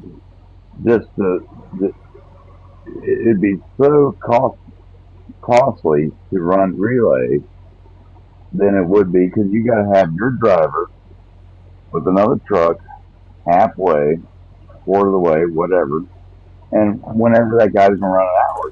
Now, no one knows, dispatcher's not going to know how the traffic is going, east to west on 40, when you got a relay sitting in, say like you got a freight coming out of North Carolina, and it's going to Alabama.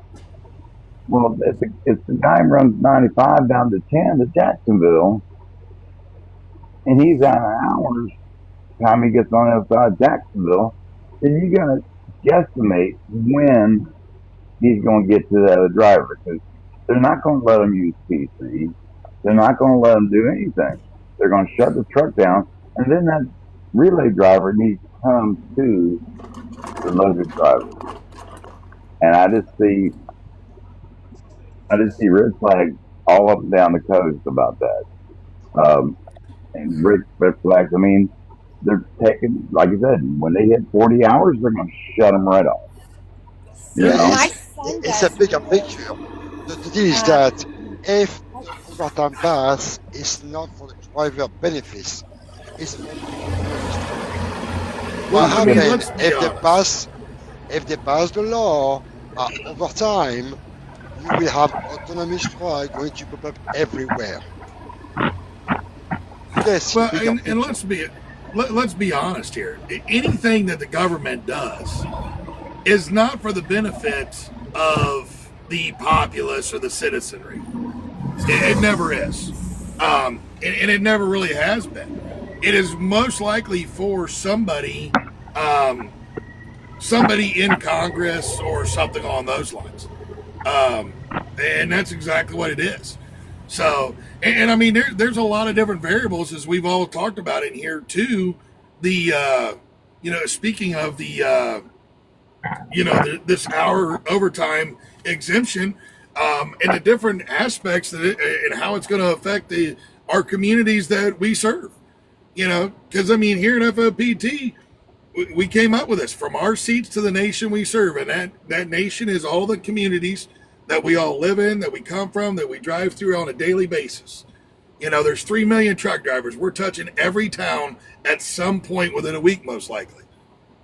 So and when you do these overtime things that they're going to do, to be honest, in my opinion, it's just a dog and pony show that they're trying to slip something else around us. Because if looking at this, we've talked about the inflation side going up. We've talked about how it's going to affect the communities, which is getting freight, like you just talked about there, Big Dog, and the relaying side of it. It's none of anything that it could come from this is going to be a benefit. Not a single thing.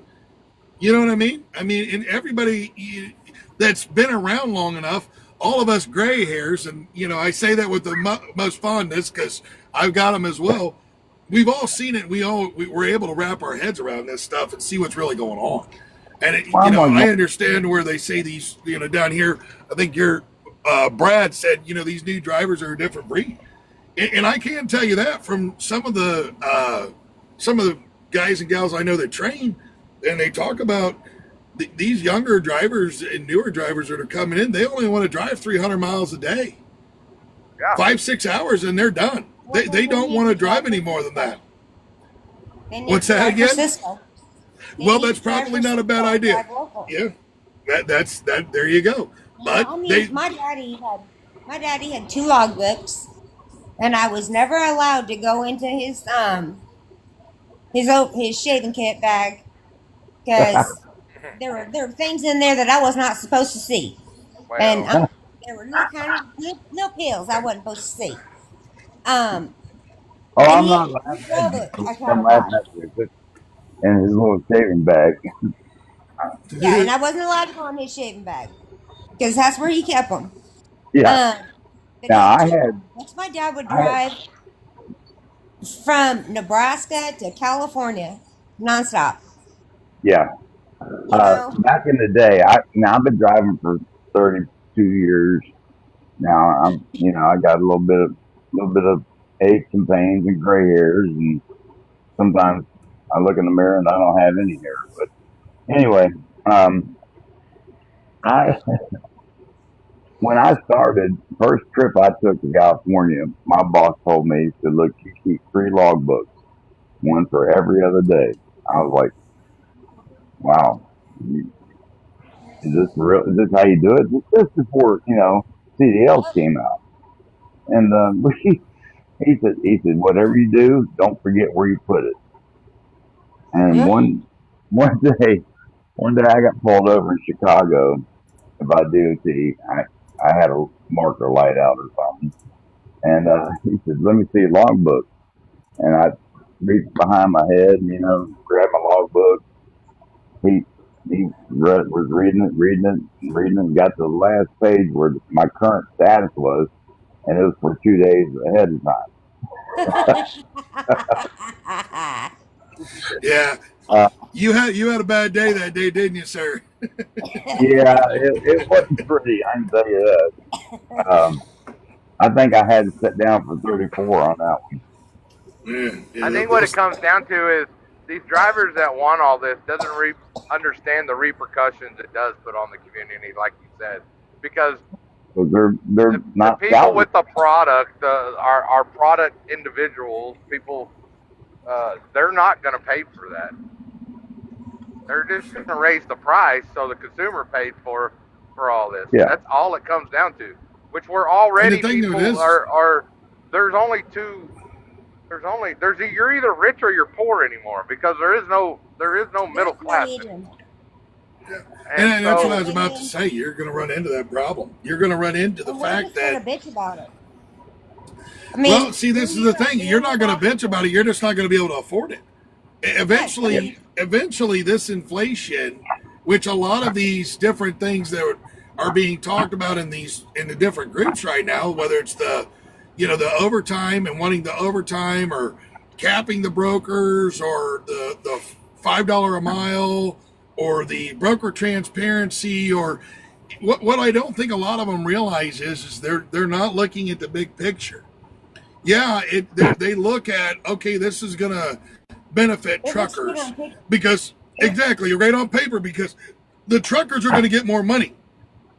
What they don't understand is the big picture on this is that these shippers and manufacturers are not going to take that hit. They're going to pass that cost off onto the consumer, which we as truckers are consumers. We consume diesel fuel in our trucks. We go to restaurants. We put groceries in our houses and stuff for our families. And some of us are the only income for our family. I mean, and then some of us, we have dual income households just to make it work these days. But you're still going to be more money. You've got more money in your pocket. I'm a military vet. Now you get more coming out. I mean, well, shit ain't going to help me. Well, I'm just saying, though, if you go through and, you're putting more money in your pocket for just more money to go out at the end when you go to Kroger's or Publix to go buy your groceries. Yeah, you made $1 a mile, or you got paid overtime on this, or you got whatever. But the problem of it is that the economics of it, the shippers and the manufacturers are the ones that are going to make those changes, and they're going to go through and do it. Do I agree that drivers should be paid more? Yes, I do believe drivers should be paid more right now. I do believe that, but doing it the way they're doing, all they're going to do is just raise the price of living again. So the more money you're making doesn't mean a crap, because now instead of paying $8 a pound for ground beef, now we're paying $15 a pound for ground beef. It's just. Well, see, all we're doing is chasing an insanity until the government lowers the price of living. Nothing's going to change. It doesn't matter how much money we make. It's just going to keep going up. And he can talk and talk all day long until he's blue in the face and say, well, I'm going to stop the tariffs. I'm going to do this. I'm going to do that, whatever. He can do all that. It's all fun and good, but God damn it, that's an attack. But it's not going to help anything. Well, the only way that any of the overtime exemption works, or the increase in the rate for carriers or any of that stuff, is, I don't know if any of you all ever seen the movie Deep Impact with Morgan Freeman, but if you did and you've seen that movie, when the president, played by Morgan Freeman, freezes the prices and says what a bottle of water cost you yesterday is what a bottle of water will cost you tomorrow. That is the only way, going through and putting in overtime and removing the exemption, or increasing and doing a mandatory minimum.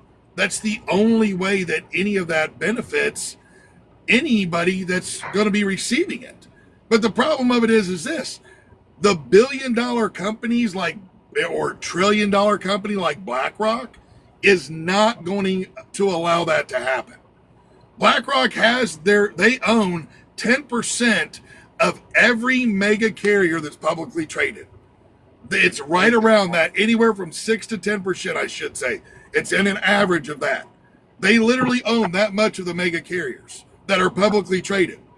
So when you look at that, if you think a trillion-dollar company such as BlackRock is going to allow something like that to go on, and that you're basically going to tell them, no, you're not making money for the next year until we figure this all out. I hate to tell you, money is power, and they're going to make it be known. So, Oh yeah. and that's the only way that works, though, is to freeze Hey, prices. Mike. Huh. Mike. So we know what's going on with the hour service, about the overtime. Can you explain to everybody what FOTP trying to do to fix that? About those two issues, hour service and the overtime issue we have.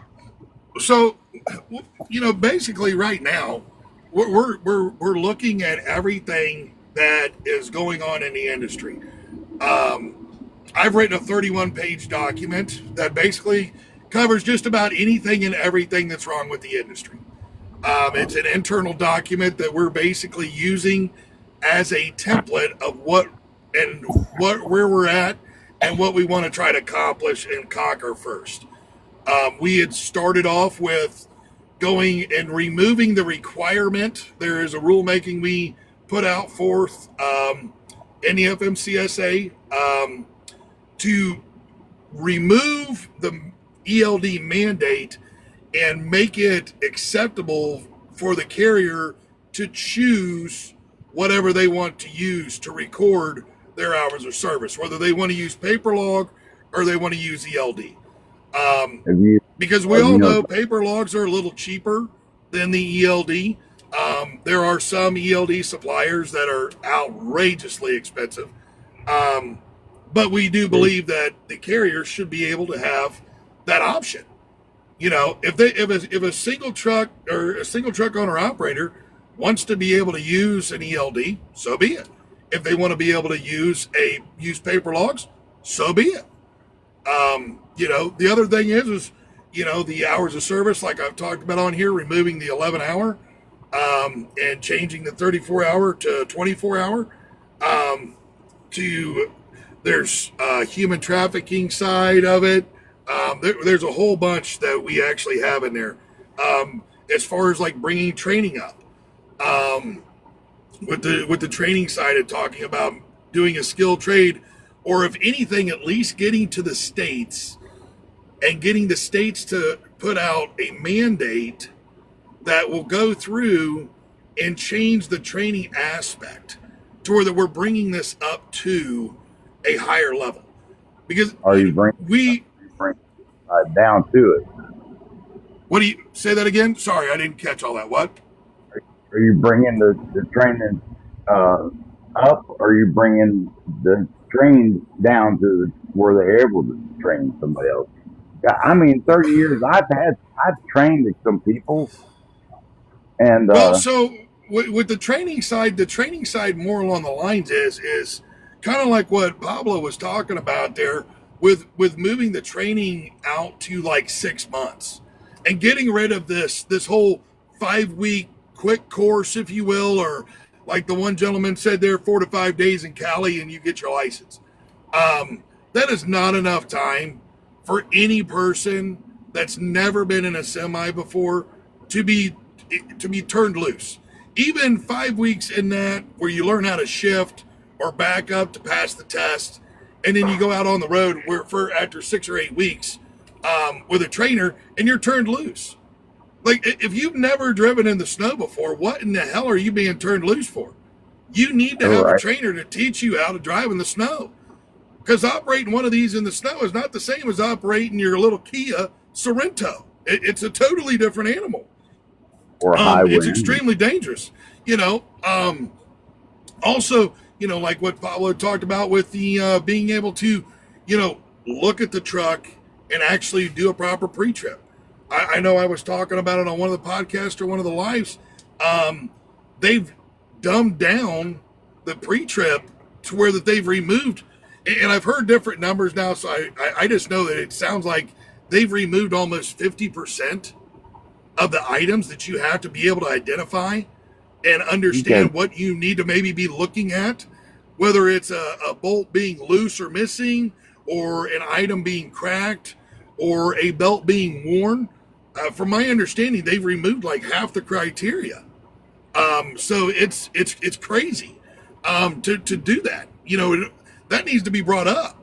You know, and like Matt said, you know, do you know how to cage a brake chamber and cap off a line so that you can get the truck down to the next exit, so that you're not trying to work on the truck and fix a brake chamber alongside the highway? You know, there's things like that. Do you know how to get underneath the truck and actually check your slack adjusters for the proper movement and make the proper adjustment if you don't have the right travel? You know, there's a lot of that goes into the training that we're wanting to do. You know, right now, one of the big things we're doing for the trucking is this trucker relief fund.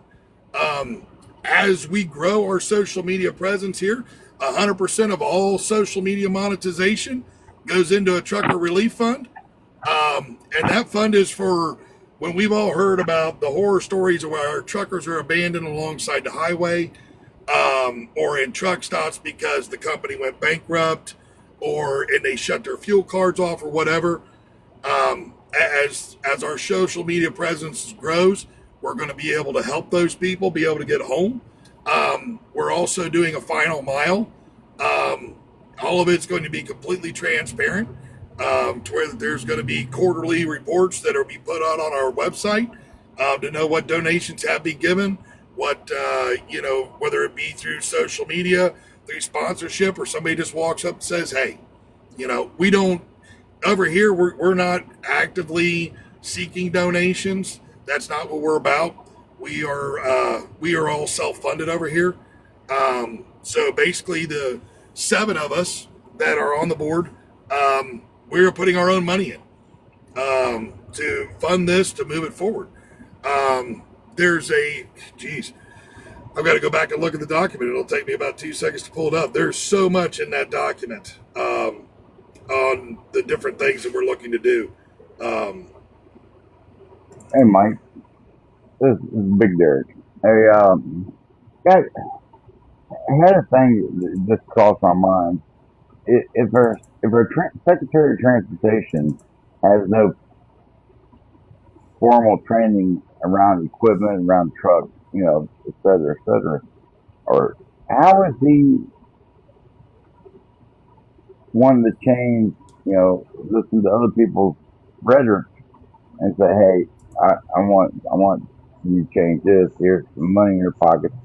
Us little guys, we don't have the time, for one, to go stop in the nation's capital and say, hey, I'm Jack Shifter, so and so. You know, I want to change the law. You know, we don't have that time, because time and money for small carriers is important. Because, you know, we live and die by the clock. Right. Me personally, I tell my people that I'm hauling for, I'm not going to run daytime. I'll give you the full 11 hours, but at night I'm going to shut down at a certain time.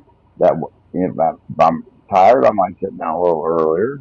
But it was like you know, some of the other guys said, this is not a career. This is not a career choice. We're either, you know, born and raised in the truck, or we have a love and fest for the road. Who knows what their back of their head is? You know, who knows what's in the back of their head? What got them driving trucks? Me personally, I was a little not in those kids in the back of the station wagon going beep beep, you know, trying to get a trucker, and that's all I wanted to do. I wanted to be able to drive the truck, sleep in the truck. It's like camping for me, you know. Right. Except for, you know, it's 3 weeks at a time that I'm camping, which I don't mind, because my wife looks at me saying, "You got someplace to go?" I said, "Well, I do now." And Right.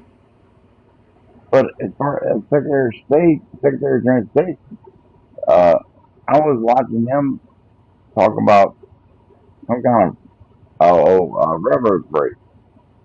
What in the world do you know about railroad freight?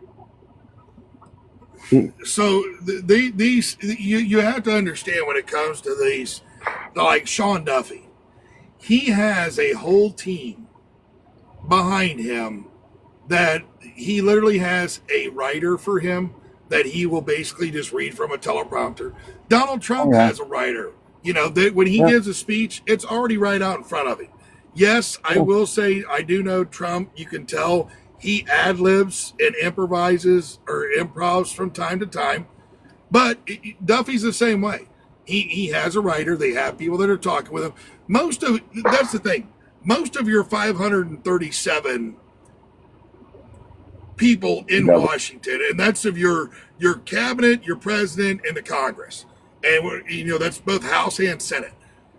Most of them don't know shit about apple butter when it comes to anything that they're talking about. They are basically just regurgitating something that one of their underlings handed them to read.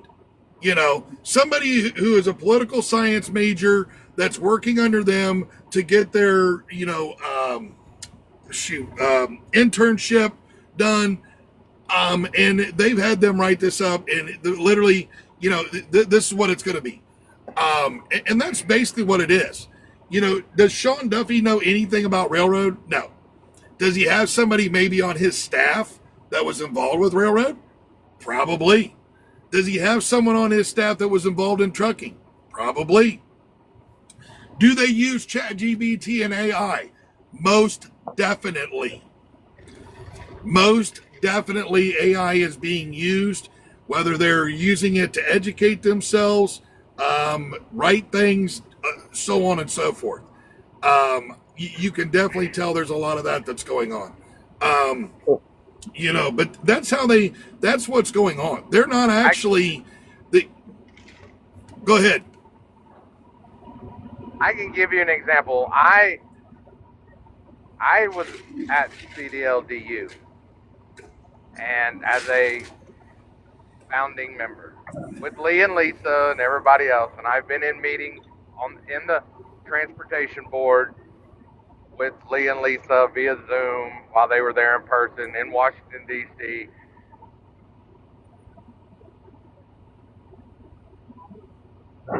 We had this meeting with this big meeting. It was a 4-day meeting.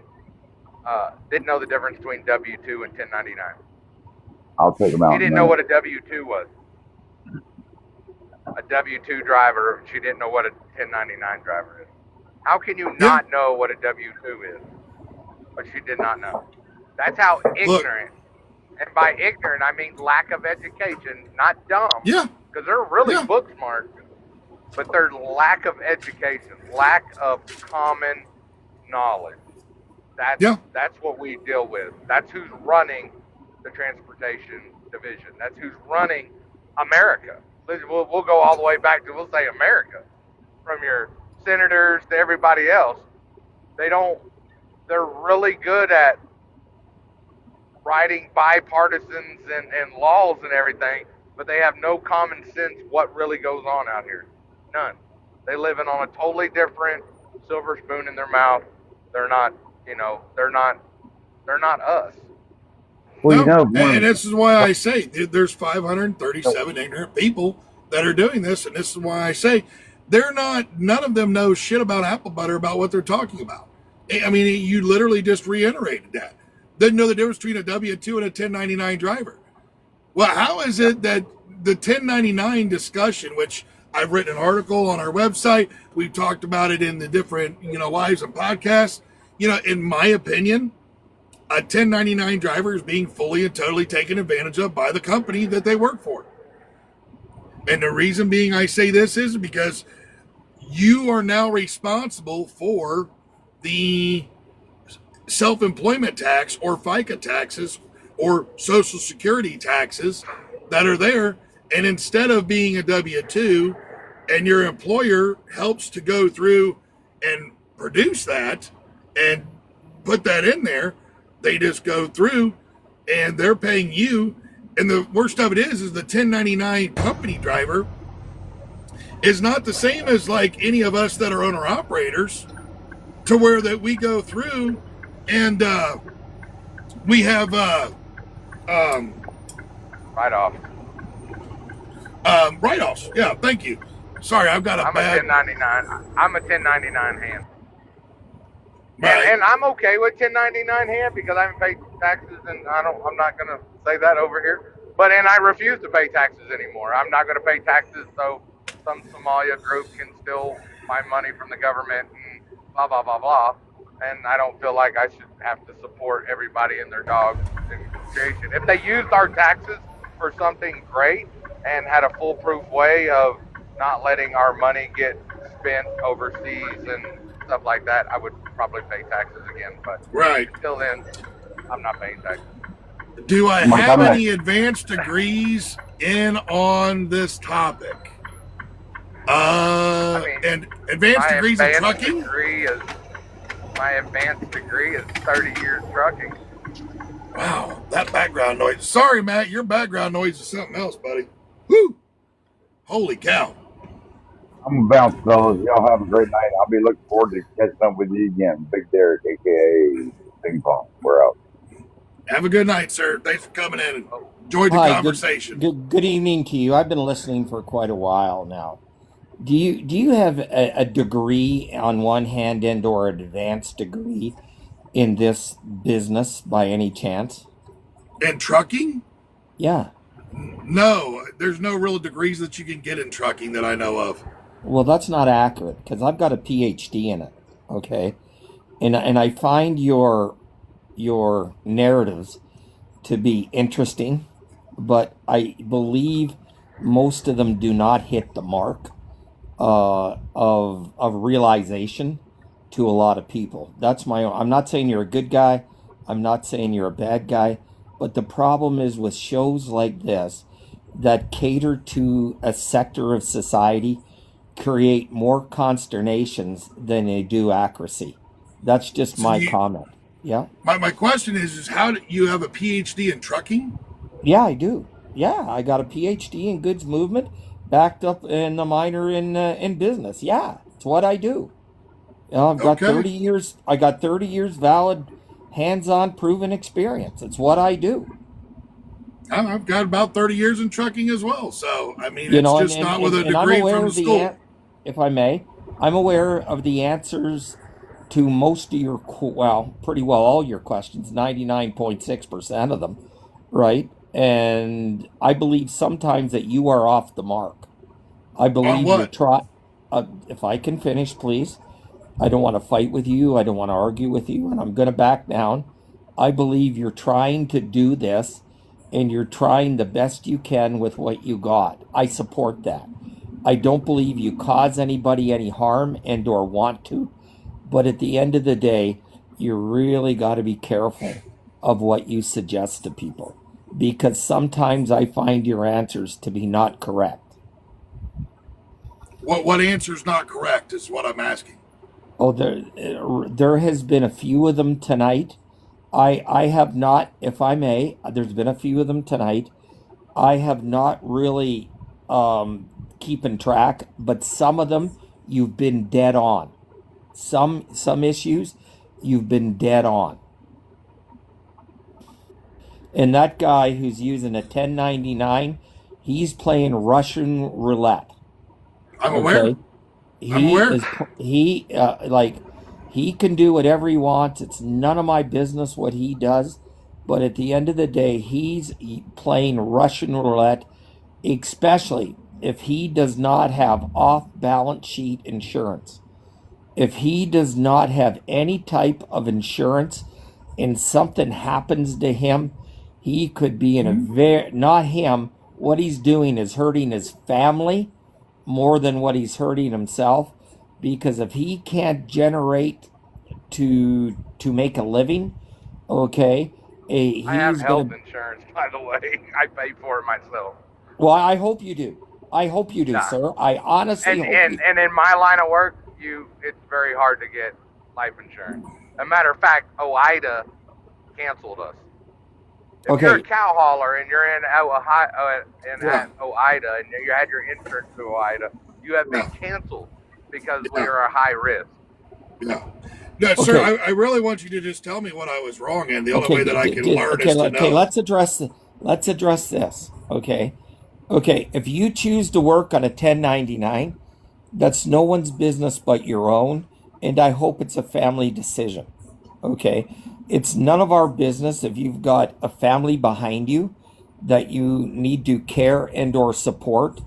But if you do not have any type of insurance under a 1099, sadly, you're playing Russian roulette. You can defend yourself all you want because it never happens to you. It never happens to you. But if something happens to you where a driver falls asleep, crosses the line, and puts you in a vulnerable situation where you're in the hospital for a while, etc., like that, and you have no alternative income source, you could really be exposed. That's my only comment to you. You do whatever you want. Well, what I'm asking is because I never said anything to the contrary of that at I 1099. agree with you. I agree. But what I'm asking you is so that I can learn. When you're telling me you have a PhD in this, Yes, you sir, say I I'm do. wrong on a couple of topics. The only way that I get better is by learning from mistakes. And that's if true. I'm making mistakes, I need you to tell me these so that I can correct them. Okay. That's why I'm asking. Okay, I appreciate that, but that's not my role to educate you. It's not. Okay, you're here. But you claimed I was wrong. That's why I'm asking what I'm wrong about. Okay, there was a couple immigration issues that you talked about that should be addressed by you earlier today. You've been on pretty well all day, and I've come in and out, just because I've got more important things. Okay, just hang on. The insurance on the truck will pay for that. What is he talking? No, the insurance will not pay on the truck. Will not pay for that. No. That really needs to be addressed. He may purchase what is known as a rider, or he may purchase what's known as supplementary insurance, but that will not come in. That will not, depending on the policy and depending on the ridicules within said policy, is the difference. Because these insurance players, they'll promise you everything in the moon on one hand, until you get in a must position or you're in an add need position. And the key phrase you want to hear in any insurance covenant is will respond. When you're dealing, and I hope you write this down, sir, when you're dealing with any insurer and you ask a situational question, what happens if A, B, C happens? Will the carrier or provider, will they respond? And that's what you got to know, and try and get that in writing. Okay. So I would like to ask you a question about the immigration, because you tell me that you disagree with some immigration statute USA. Which part? Okay, he stated to the best of my recollection, he's trying to do the best service, but he stated a couple things that are borderline. Audrey was in here, right? Audrey's amazing. Okay, she is the real deal. And then you had Vince in here from Truckers United, okay, which doesn't know if his anal cavity has been punched or bored. Okay. So can we revert back real quick to where we're wrong at? Okay, that's where I need you to kind of focus for me, if you don't mind. You're just because I'm trying to learn. Problem, but you're not telling him what his problem was, and if you can't tell him what his problem was, then he can't fix it later on. I support that. Tell somebody he has a problem without telling him what the problem is. Yes, please. Okay, fundamentally, I understand what you're saying. Let's address this Russian guy first. Okay. Russian guy. He's not Russian. He's French. Thank you. Hold on. I want to pause for just a moment, sir, and I want to ask one question. I'm not disrespecting your PhD, and I'm not disrespecting your degrees. How much time have you spent in the seat of a truck? That's not what I do. Okay, He has a PhD in transportation. Okay, You don't know a damn thing about trucking. Okay, hold on, Okay, guys. now I've Hold had on. enough. Time out a minute. I've tried. Time out I've a had minute. enough. Stop, People sir, that please. are in pizza trucks I'm not report to me. I'm okay? asking. I'm asking because we Danny's gone. You would be the individual to be able to aid us in understanding. Holy crap. Look, I'm just gonna say this. If I'm gonna ask you a question, if anybody's listening, if you're gonna come on here and tell me I'm wrong, and I ask you to tell me how I'm wrong so that I can learn from it, please do not dance around the question and just answer how I'm wrong. If I am wrong, I will gladly admit it. I am here to learn, no different than anybody else is here. I do not know. Look, I know 10% about trucking. I've been doing it for 30 years, and I've been saying the same number for about the last freaking 15 years, that I know about 10% about trucking. And the reason why I say that is because I don't, and nor will I ever know everything about trucking. And I do not want to come across as if I know everything about trucking. I know quite a bit because I do a lot of research. If the research that I'm reading is wrong, if it's incorrect, if you have more up-to-date research, please come talk to me. That's all I ask. Anyway, they do not have a PhD on trucking. They have a PhD on transportation, which included He has a aviation. PhD in research of goods movement, which is Exactly. a legit PhD, but he's never driven a truck. He's read a book. That's what he's done. And there's where you see, and that's where the point I was making. It's people, listen, Audrey, this guy that was just in here, these are individuals that should be sitting down with 30, 25, 30, 35, 40-year veterans that have been out here that don't see just the trucking, but the communities and how they're affected. Our community, the communities That's why that I we love serve. Audrey. And that's why I love Audrey, because I could talk to her and learn from her on that aspect. And I this learn from was her where all the my time. question was. You know, this is why I asked this gentleman the question, how much time have you spent in a truck? He said 0. Okay, now we can have a conversation because now I know where your abilities end and mine begin. And I know where mine end and yours begin. This is a conversation where PhDs like that should be having conversations with individuals like you, me, Trouble. The people have been out here, have watched the decline of actual communities, how they were prosperous one minute, destroyed the next, how a waitress is feeling the pinch, how the truck drivers are feeling things. This is where, but he didn't want to have that conversation. He just wanted to tell you, he came in here with you're some wrong. fancy fucking words and tell people they're wrong. That's it. Like, we're not I'm wrong. sorry. Well, you're No, PhD, I'm not okay. I'll time out. PhD. I'm not going to say that we're not wrong. I don't want to say that Oh, no, because no, because there's potentially education. we could be, and if that's the case, I'll gladly admit it. Oh, me too. I'll gladly I wanna admit know. it. But this is Tell why me I where kept I'm trying wrong. to tell him where I'm wrong. He went to the immigration, but then he kept bouncing outside. It was like, well, about the immigration. Okay, what about immigration?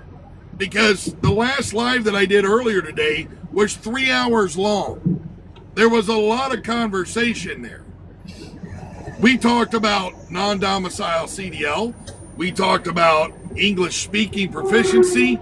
I don't even think we really talked about the immigration, so to speak. And I know I did talk a little bit about 2 of the South African gentlemen that I know what their story is. All I did was say their story. What we just got was a political response to what we're doing. That's the political response. It's very minimal actual help and a lot of dancing around the lines without actually hitting bullseyes. it's a division creating tactic. Yeah, it's You're typical wrong, but we're not government gonna tell you how innuendo you're telling us we're wrong without telling us why we're And I mean, wrong. he it's made like, this gentleman made the point. It's not my job to educate you. Actually, it is. It's our job to educate you on the trucking aspect. It's your job to educate us on the rest of it that we're not getting right. That's where you're wrong. Education comes from everybody. When you have a conversation with somebody and it's history based, somebody might know a little more history than you. That's called that conversation is educational. You're learning something new every day. So if you're not willing to educate, then you should take your PhD, send it back to the college that you got it at, because that is a doctorate. A doctorate is a teaching deal. If you can't do that, send your PhD back and just leave the transportation industry. You don't belong here.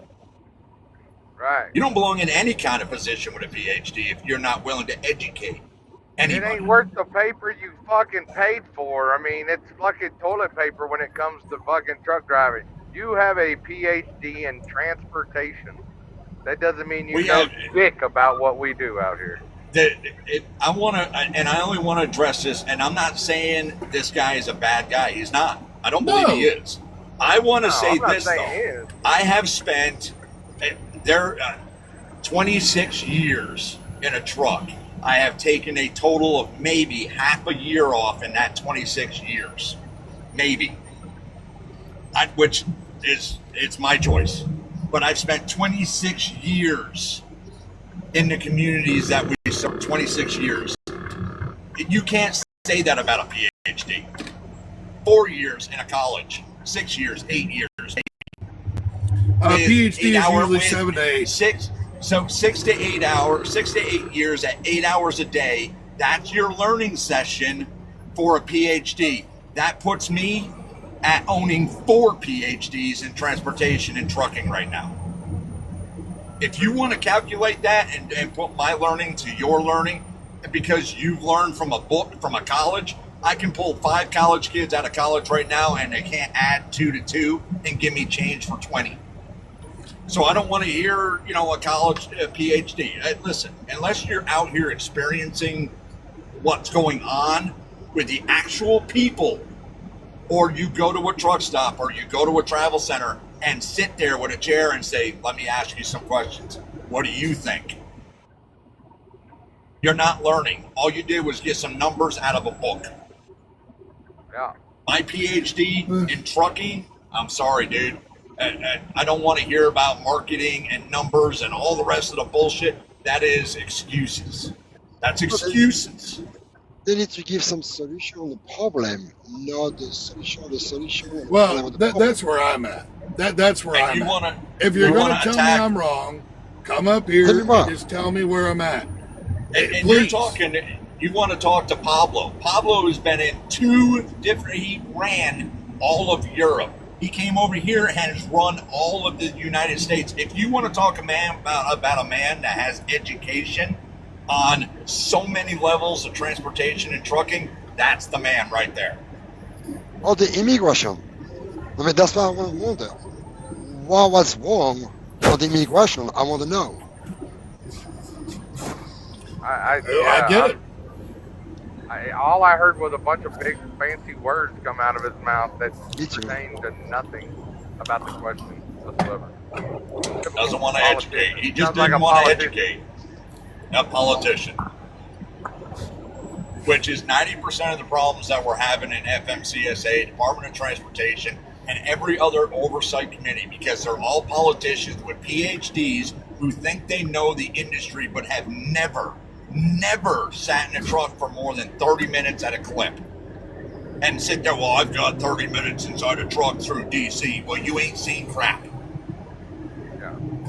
Go sit in traffic for 5 hours in Atlanta, Georgia. Go drive to Miami and back, and good luck with that. Go drive through North Dakota during a blizzard. Go spend 15 minutes out in California driving 55 miles an hour with somebody while you're sitting there going, well, are you there yet? Oh, we're not going to be there until the end of the day if we're lucky. Go spend some time out on the road, and then Go come to over me Elk and- Mountain and in a tell cattle me, plot empty at 40 mile an hour. there you wind. go. There it is. No, there. thank you, Trouble. No, thank you. Been there, done that. Fuck off. Sorry, sir. I'm doing it I don't right want any now. more of I'm- that. No, thank you. I'm going across Elk right now, 40 mile an hour wind.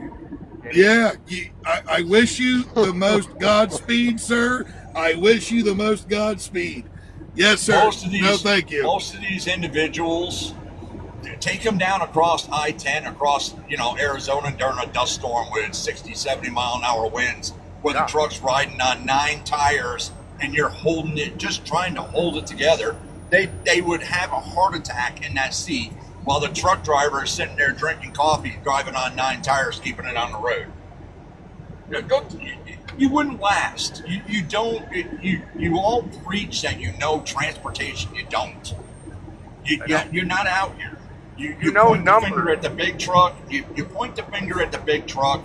You point the finger at the truck drivers. 98% of what goes on is all personal vehicle. When the personal vehicles came off the road in COVID and stayed off the interstates, accidents went through the floor. The percentages were unreal. They were perfect. The ones that went in the ditch, poorly trained. I can guarantee. Guarantee. Oh, if you want to know, I've actually got those statistics. So when you go back to 20, so we literally had a 13,800 and change drop from 2019 to 2020 with just large truck involved in injury crashes. Wow. That's just being involved. That's not fatality. That's just involvement. Yeah. It went from 118,527 to 104,741. And that number, in case anybody wants to know, come from the National Highway Traffic Safety Administration, NHTSA. So, I wonder if you want to fact check me, would like go to talk know, to them. I wonder if they have the statistics underneath that for how many were actual semi-trucks fault. Okay, so I've been digging into that. The average number, the average number right now that I'm looking, and I'm in the early 2000s, is 20% of the accidents were the commercial vehicle's fault. That's not a bad statistic. No. But then you've got the problem is the factor, the real factors aren't being taken into effect. They're not, okay, how long was this driver on it? And these are all factors that need to be looked at. How long is this truck driver, in that 20%, how long was the truck driver on the road? Right. How long has their experience been? Have they ever driven in this area before? Are they a company driver or are they an owner-operator? These are all numbers that really make a difference. That's when you start really seeing where the problem really lies. Is this somebody that is, just went through a 5-day truck driving course, or somebody who went through a 3-month truck driving course? All of these are factors, but they don't want to look at the smaller factors that make up the conglomerate. They only want to look at the percentage and say, well, 20% is the truck driver's fault. No, that's not all there is to it. There's more. Right. Where is the underlying problem in the 20%? Where is the largest percent of that 20? Where is it lying? Is it in poor education? Is it in poor? Okay, Where hold is it on. lying? I found my spreadsheet. Hold on. I found my spreadsheet. Got it. So, this is drivers of large trucks in fatal crashes by distraction-related and impairment-related factors from 2019 to 2021. Okay? There were 95 for inattentive in 19, 99 of them in 20, and 94 in 21. Distracted driving was 27 in 19, 40 in 2020, and 55 in 21. Distracted by an outside person, object, or event. There was... I've got to mute you, Matt. I'm sorry, buddy. You're killing me here.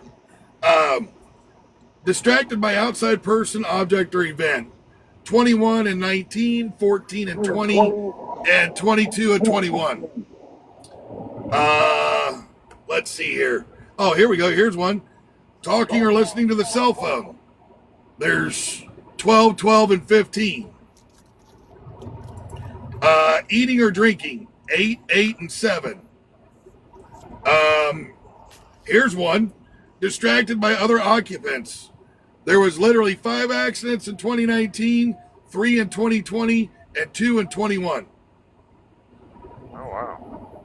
Yeah, I've got, let's see here. What else we got here? So, driver impairment. Under the influence of alcohol, drugs, or medication. There was 94 in 19, 121 in 20, and 118 in 21. I wonder what that is right now, because I've seen a lot of people get that in 2025, 2020. Unfortunately, the problem that we run into is like right now, the best statistics that I can find on any of these things is almost 4 years old or greater. It's either 4 years old or greater before. Like, I can't find hardly any information for 22, 23, or 24 in a breakdown as such. I can find, like I showed earlier there on the one which came from the National Highway Traffic Safety, they give me people killed in crashes involving large trucks involved in fatal crashes, and large trucks just involved in injury crashes. Like, that's all they, but that I can get up to 23 for sure. 24, they only give me the people killed, and it's an estimate. So it's like, it takes them forever. They supposedly have all this money, all this funding, and I don't know where it goes. Because you would think with all the amount of money that they're given, that they would have the funding that they need to be able to put together this information and data a lot faster than they do. So, well, no, I don't know if you experience that they have. Hold on. Let me look and see here. If there's anything under that they had wrote down when I was making the list here. Either dialing, manipulating cell phone, lost in thought. Oh, here's a one I didn't talk about that's interesting. Daydreaming. There was 2 in 2019. Hold on, 2 in 2019, 9 in 20, and 4 in 21. Apparently, daydreaming is very dangerous behind the wheel. Here's distracted. Look, but I did not see. No, there's nothing as far as length of time. And to be honest, I don't really think they asked that question on an accident scene.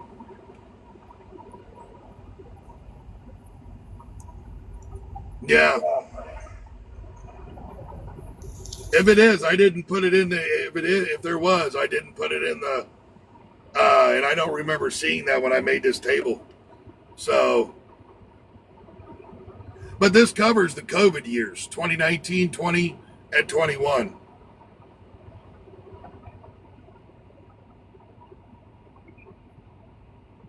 So, yeah. 2 separate, whatever. Large trucks. So, the other thing of it is this. When we look at this table, I just looked at the one thing I put in here. A large truck, according to the National Highway Traffic and Safety and FMCSA, is any large truck with a gross vehicular weight rating greater than 10,000 pounds. So this includes any 6 or 10 wheelers that are out there that we all know aren't exactly the greatest on drivers. So, you know.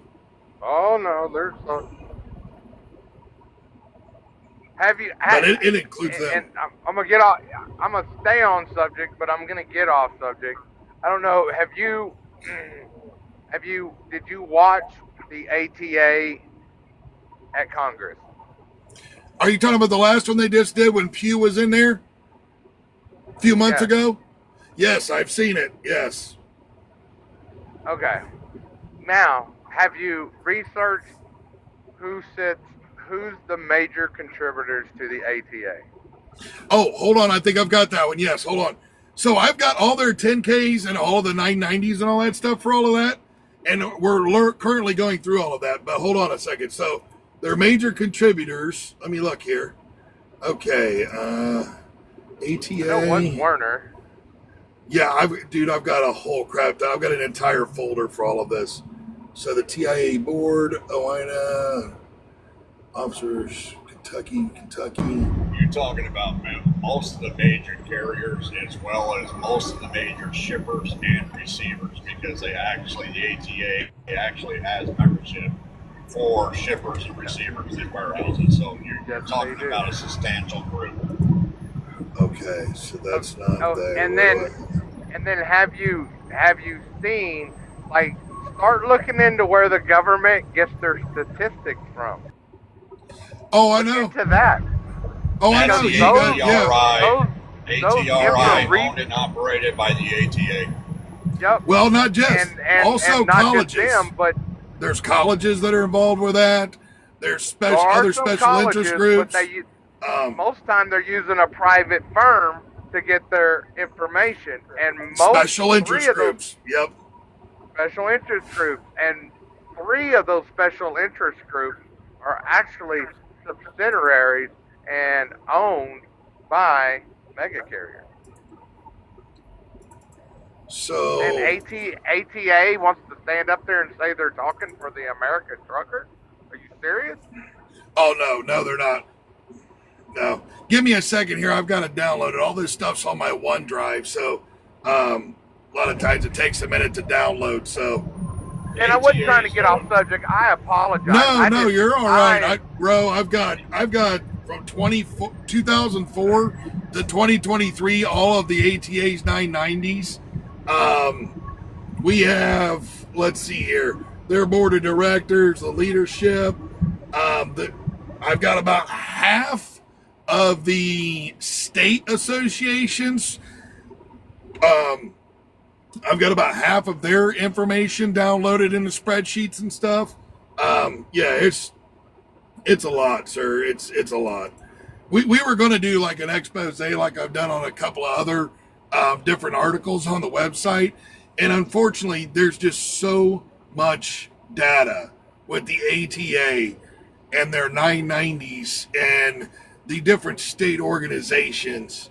It takes forever to go through, and you got to put together tables and graphs, and yeah, it's a lot. It's a lot. I went to I actually have a video somewhere in all my videos. There's too many on my TikTok. It might not have been, it was recorded. It might not have been a video, but it was recorded. I went to a town hall meeting with a senator from Oklahoma, and he was doing kind of a town hall meeting. And of course, I'm a big mouth. Everybody knows trouble.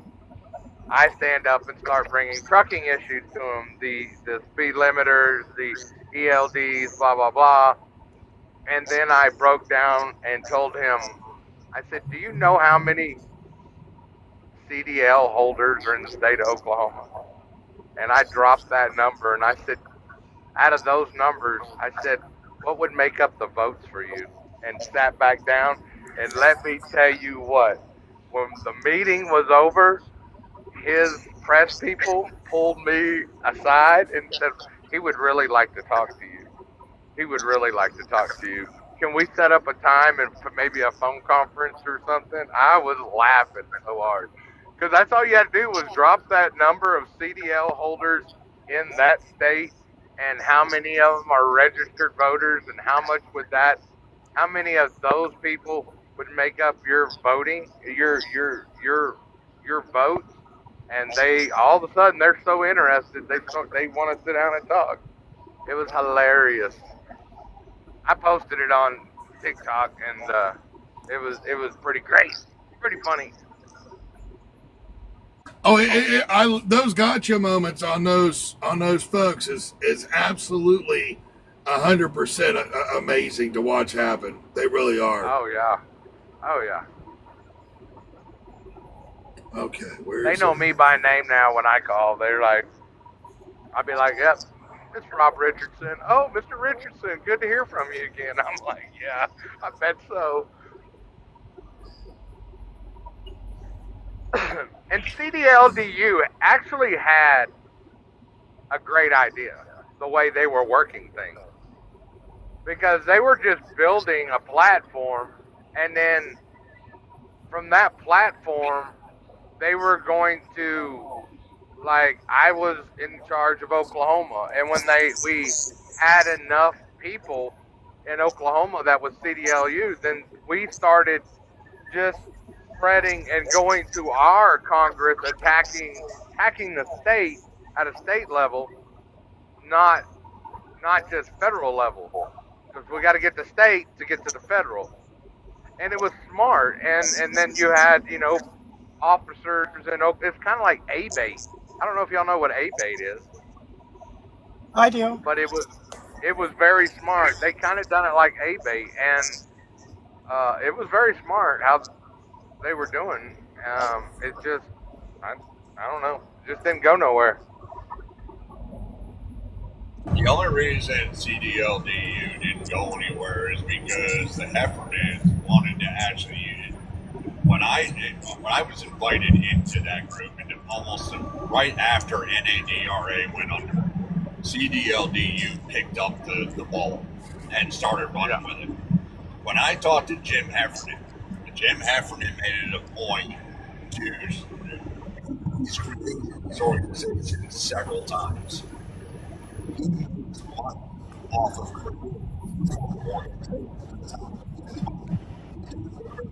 Did we lose him? No, we're lost him. We've lost him. Give him a minute. He'll come. So I'm just gonna. You guys asked, and I finally found it. So when it comes to, here we go. I finally found as I'm going through, I was also trying to find that. Speak ass mouth won't.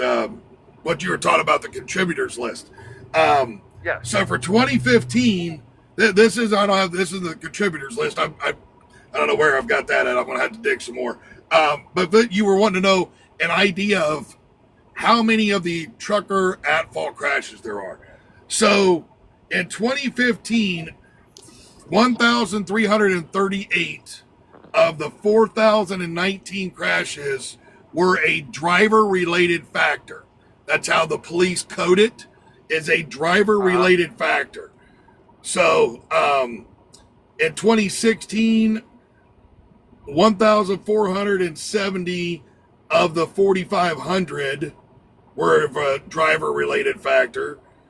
1541 in 2017 out of 4746. 1572 in 2018 out of 4832. 2019 there was 1628, 4949. 2020 was 1496, 4754. 2021 1833 of 5667, and 22 was 1913 of 5758. So and that right there is pretty close to that. I'm looking for I'm going to grab my tablet out here so that I can use the calculator on that for the quick math, but that's pretty close to that number if I remember right when I did the math on that for the percentage. When we do that, where's my calculator? So we're going to do clear 58.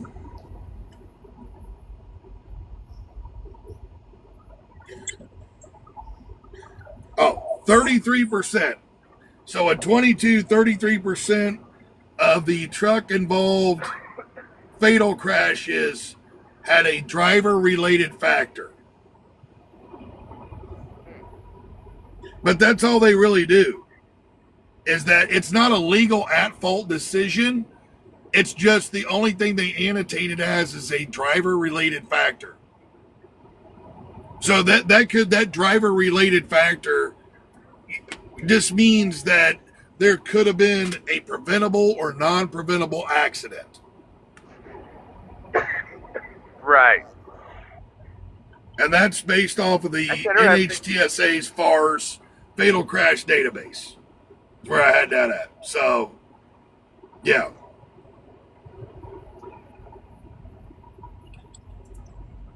Yeah, it's when you start diving down these rabbit holes and stuff, it's insane. It really is. The stuff that you look at and find.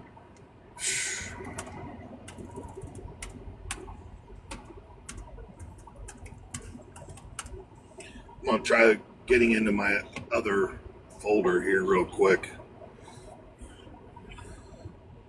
Apparently my cell phone does great for TikTok lives, but the internet I've got in here isn't exactly the great in this area. I don't know why. Oh, it happened. What internet do you use in your truck? T-Mobile. It's the same internet or same phone that I've got for all the business and stuff. It depends on the area I get to also. I will say this, if there's a lot of people that have the T-Mobile home internet in the area, I will notice a lag if I'm using it. Do you own your own company, or are you leased on somebody? Oh no, it's all me, sir. It's all me, Sarah. All me. What do you use for ELD? I use HOS for Ag, which originally was by GeoWiz, and then they got bought out by Road Ready Solutions. But since everything I do is agriculture and it's all ag exempt, I use their HOS for Ag program on my tablet. So I use Motive. Motive also has an ag program, but It's not the same. Yeah, it is the same. It's 100% the same. Look it up. So I have looked at them. With Motive, you have to pull over. With mine, I don't have to pull over. It automatically drops my line. So in Motive, if you pull up from the bottom, right? If you pull up from the bottom, it's going to give you a whole new screen. And on that screen, click on Ag. And when you click on Ag, it's going to show up a circle. When you drive outside of that circle, it kicks back into a regular log. You don't. I know them. From when I started all this, I literally had to go through and you had to pull over. HOS for Ag was the only one that you could literally keep driving and it automatically changes for you. That's what we use for Wi-Fi in our trucks.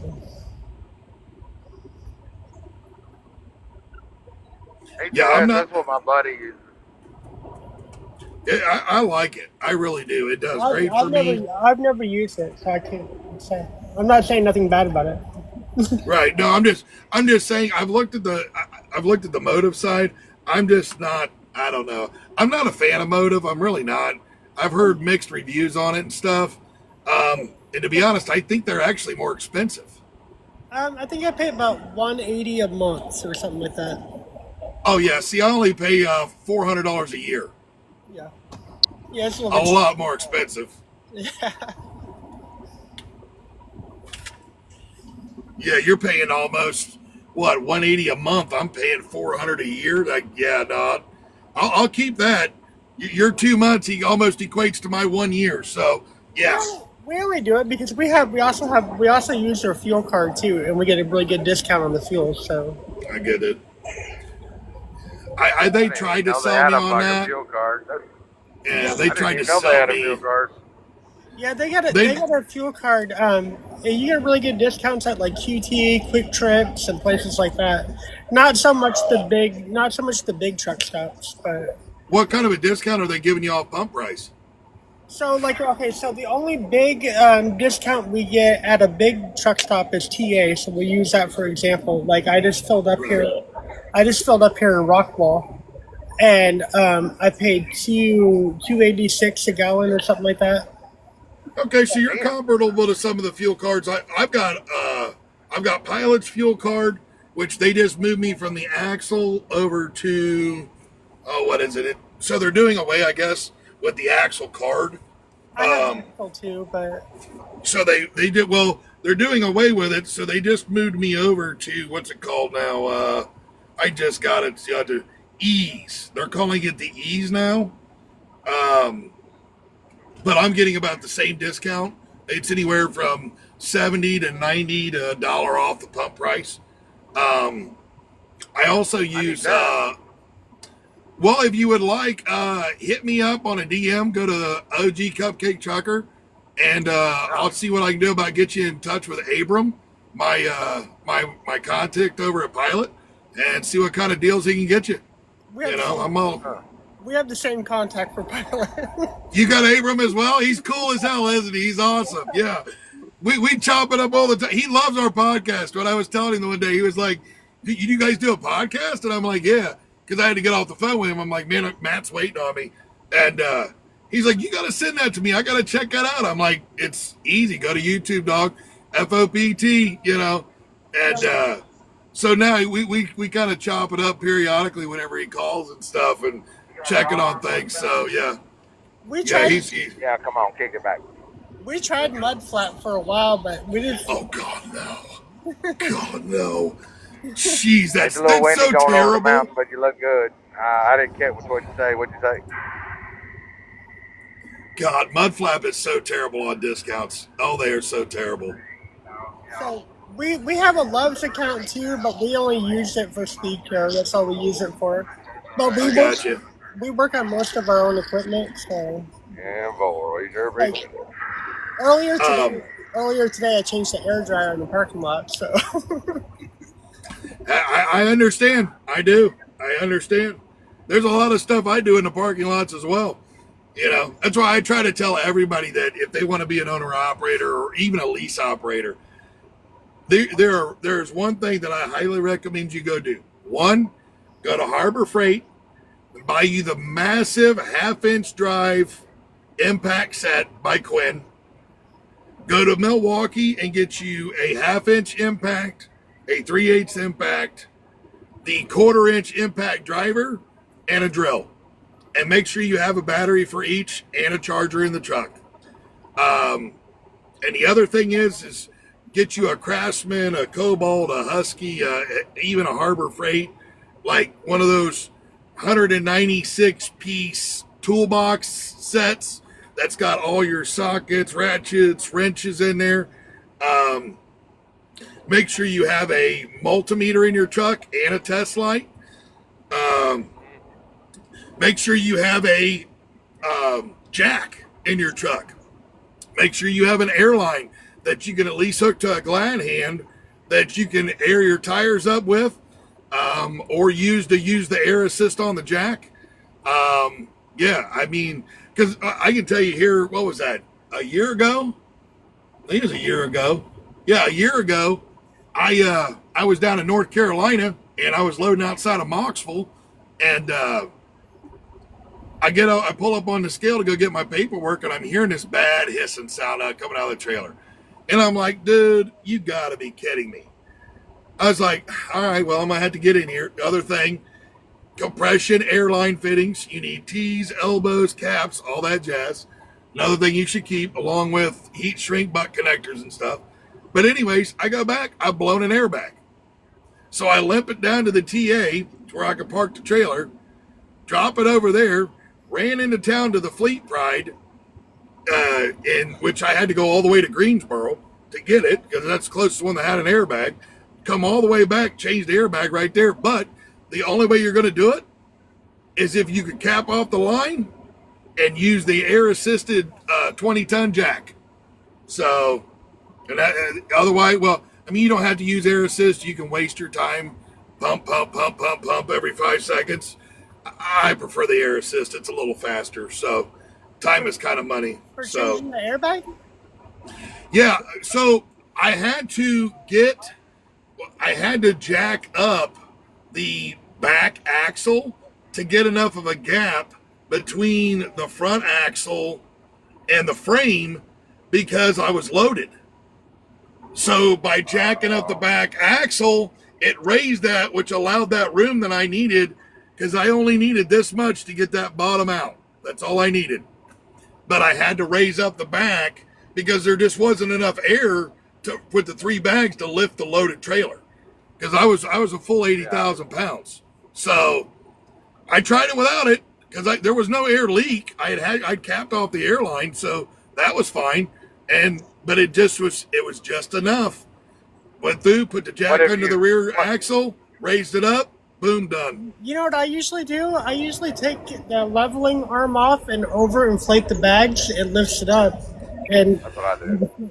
yeah. You know, I got a little worried about that because I was sitting at 90 pounds on the bags as it was.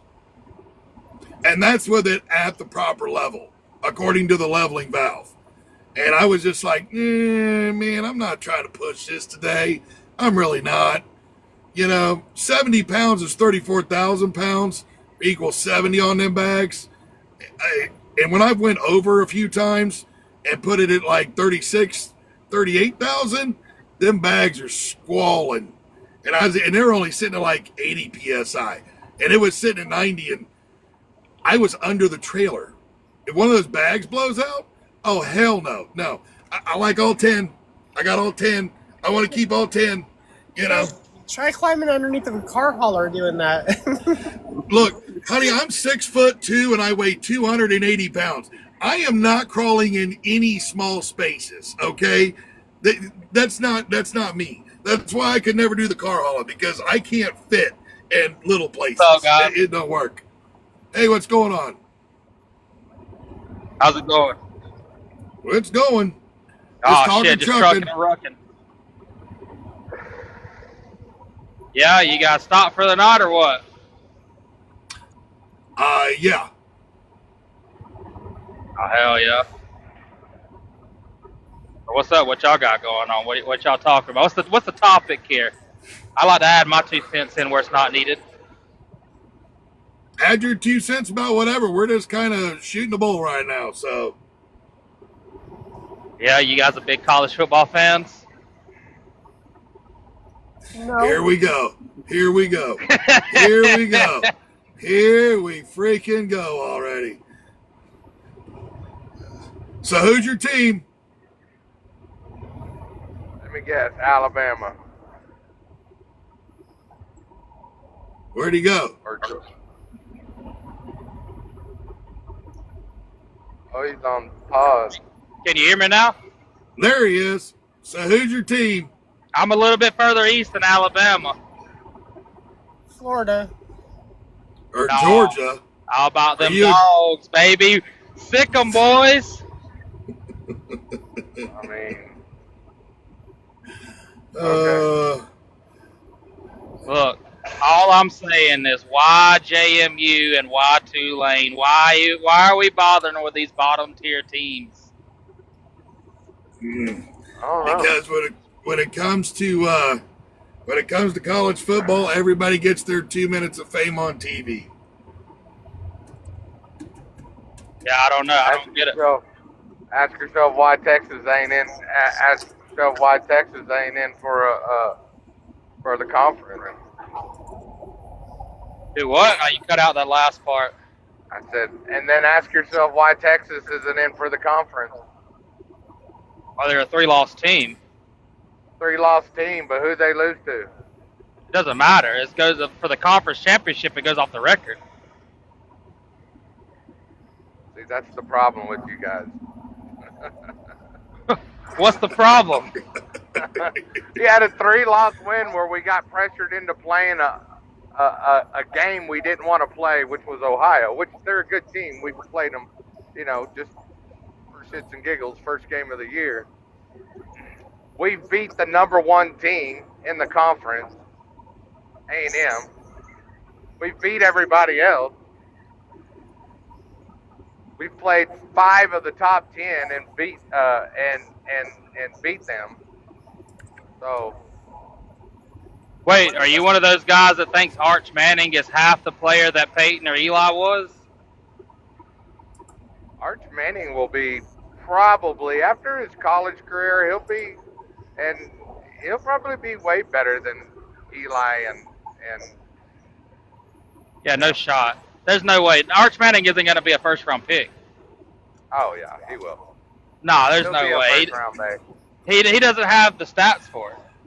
I mean, Oh, really yeah, and truly. he does. He's just now finding his groove. Who did Texas lose to His this dad, year? his dad was better player than Arch, or than the other boys. Yeah, his dad didn't win any Super Bowls. No, his dad had a motorcycle wreck and ended his career. Yeah, but the thing about it is we His can play dad the what was if. Actually, his dad was actually those two boys' coach and taught them everything. So I mean, we can have this discussion. But like I said, I mean, it's what it is. Who did Texas lose to this year? Let's hear. I know they lost to Ohio State. Did they lose to Alabama, or did they play Alabama in the regular season? Georgia beat the brakes off Texas. I know they lost. So they lost to Florida. They lost to Florida, and they lost to Georgia, Ohio. Florida, Georgia, and Ohio State. Yeah, And that's Florida, why Georgia, you and guys Ohio didn't State. play in the conference championship, because you had 2 losses in the SEC. That is why Yeah. Texas didn't play. Yeah, yeah. You don't know can't have nothing 2 about losses. ball, sir. You do not know ball. Don't Look, know ball. Okay. I'm not saying that Texas should have been in, because I don't think they should have. If anything, Vanderbilt should have been in over Texas. Vanderbilt and Notre Yeah, Dame but- should have been over JMU Va- and Tulane. Vanderbilt lost to Hands Texas, though. They only had 2 Exactly. losses. And they were Vanderbilt close, lost and to they were Texas. close lost to games, Texas. both of them, Vanderbilt lost to Texas by 3 points. Yeah, Don't matter. A loss is a A loss. loss is You a got loss. blown out by Is that what Georgia you by said? 20. Yeah. A loss is a loss. Isn't that what you You said? got blown out by Georgia by 21. Shit, here we go. So what are you talking about, This buddy? is exactly what I said. Here we go with college Yeah. football. Here we That's why I go. try not to get into college. I mean, Yeah, you're saying Vandy lost, but it was 3 points. You got blown out by Georgia. And Okay, but you So got to what's understand. what's your argument? I mean, I'm Well, waiting. we blew there's- A&M out. We blew A&M's back out. Georgia lost to A&M. And that's why A&M, and well, that's hold on. why A&M did not play A&M in the fucking championship game. Yeah, but A&M took a loss with being ranked above Texas. Yeah. Vanderbilt was I think there was only I think Texas was like 13, and I think Vanderbilt was like 14, and Texas won by 3, which that's pretty comparable to what you would see on 2 schools ranked back to back like that. A 3-point loss from the Yep. underly school, yeah, that's a respectable loss and a respectable win. It means it was a tough game, and it was an evenly matched game. So, but when you're going to talk about Texas losing to Georgia, when Georgia's been in the top 5 all year, and I don't think Texas got out of the top or got into the top 10 all year. No, we did not. We did not. Texas, Yeah, so Texas was ranked. you're literally Texas going was ranked for a number top 5 1 school. from the beginning. Nah, I don't think Texas was ranked number 1. Well, yeah, Go look at rated- week 1. Texas was number 1 we or were 2. rated. We had rated number 3. We were rated in the top 5. I know that. Probably top 3. I can't remember, but we were rated like top 3. I remember. And then Yeah, well, hold on. Texas- loss Where to you gonna- Ohio okay, well, hold on, put though. us out. by Hold scheduling on, though. Ohio State. Okay, hold on, shit, though. oh, shit. Let's think about this. Let's think about this. There is absolutely no way that you're going to be able to rank a team that hasn't even played a game yet. That the first 2 weeks worth of rankings, the first 2 weeks are about the biggest bunch of BS I've ever seen. Because yeah, you've played some Yeah, they're scrimmage supposed games to be and tune-up stuff like games. that. But what I'm saying is Yeah. why are we ranking schools in the first 2 weeks when we don't even know what they're doing yet? Because they haven't actually stepped onto You want a to know what the field. problem is with college football? Although there's a lot of problems. There's Oh, a lot. So, That is where that comes from the start to where we're at now. The committee. I'm sorry, but JMU, yeah, congratulations, you had a good season. You don't fucking play nobody. Texas should be in over those two, honestly. They don't play nobody. Agreed. So what happened when TCU got put in to play Georgia that year? What did Georgia do to them in that championship game? They beat them by That was 6. a bad game. That was a bad game. Yeah, that was a bad game. And prime That was example, a bad Florida game. State. Florida State the next year went undefeated, right? Georgia didn't make it because they lost to Alabama in a close game. Right. Georgia went down there and beat the dog shit out of them in a fucking bowl game. That's why they didn't get put in. So why are we putting Tulane and JMU in right now? That makes no sense to me. When Vandy, Texas, or Notre Dame are more deserving. I can wholeheartedly agree. I think the whole system's It's going to be a joke. I mean, it really is. This is one where I can tell you I had this conversation a lot with my father when he was still alive. And they need to redo all the conferences to where that you have 8 conferences and true 8 conferences across the board, and your 8 conference champions, no different than you see in the NFL. You know, you have a conference championship between the 2 top ranked teams in the conference. You can maybe do a wild card on a couple or something, you know, but then you're going to have to go out to a 16 team instead of an 8 team. But if you stick with an 8 team, you do the top 8, and then it's literally, you know, these two, boom, you know, and just keep it the same. Like conference 1 plays conference 8, conference 2 plays conference 7, down, and then you literally just do the board and let everybody play, because the better of the team's going to wind up winning the championship. So Well, we're going to go that far with it. What's the point in having 25 teams ranked? If you're in the top 25, you should get a shot at the playoffs. There should be 25 teams playing for it. I agree. Well, but see, this is where you have to come up with a number. Whether you do 8, it should or be like you do March 16, Madness. or you do 32, you could do it like that. Yes, you could. You know, you very much could. You know, but at some point, though, you're going to have to draw a line in the number. Well, there is something to be said for that. Yeah. I don't know if these guys are be able to play a season that long, because let's just be honest, you know, your Big Ten and SEC football is some of the hardest hitting in all of college. So those guys taking those hits for an extra 3 or 4 weeks, that's going to be a tough one. That you're going to struggle to keep your teams healthy. When they scheduled Ohio State week 1. That was, and we agreed. We got pressured into that game. We took it just because, you know, they pressured us into taking it. We didn't want to take that game. Not our first week. We did not want to take that our first week. And it's Honda. No, that's not. But it is what it is. If you would have won that game, Ohio deserved that win. But if you would have won that game, you'd be. If you would have won that game, though, you'd be talking a different way about it, though. Oh, I mean, they're a great team. Ohio's a great team. You guys could have won that game. They played ball. They come to play. They kicked our ass. It was our first game of the season. It is what it is. I can't bitch. Ohio is a good team. I recognize that. They are a good team. But until they get beat by Indiana. Right. Oh, Indiana's good. I like Indiana. Indiana, I'm a Georgia fan, but I'm pulling for Indiana if something happens to Georgia. Yeah. Well, the thing of it is this. Ryan Day is crying. I hate Ohio State. I'm not an Ohio State fan at all. I am not. I hate them too. I'm a Notre Dame fan. I've always been a Notre Dame fan. But Ryan Day right now is pulling the standard crying Ryan because they lost. It's the refs' fault. It's this fault. It's like, dude, if you left it up to the refs to win the game for you, buddy, you messed up. You don't leave it up to the refs. You leave it on the on the field. Oh, he always gets out-coached. Yeah, one game all year.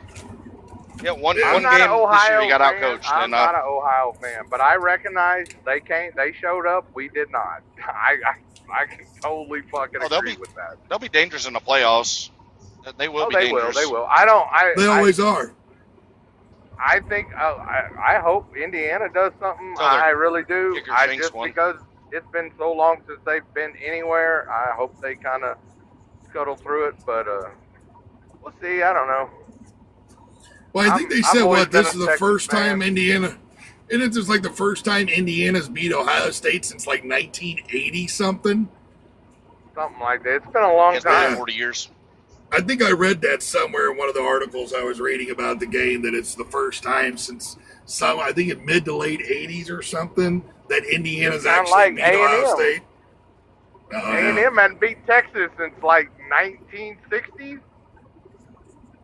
I mean, it is. I mean, there's some good ball clubs out here. We knew when we moved from the 12 to the SEC, we knew it was going to be a level up for the SEC, and bringing OU and bringing Texas in there, it was going to be tough ball, and we're glad that I think Texas has proved they deserve to be in the SEC. I think the SEC's a very strong conference, very strong, a dominating conference. And all in all, your guys' coach is ready for the SEC, honestly. All in all, I think Sarkisian. that Sarkisian, he coached in the NFL.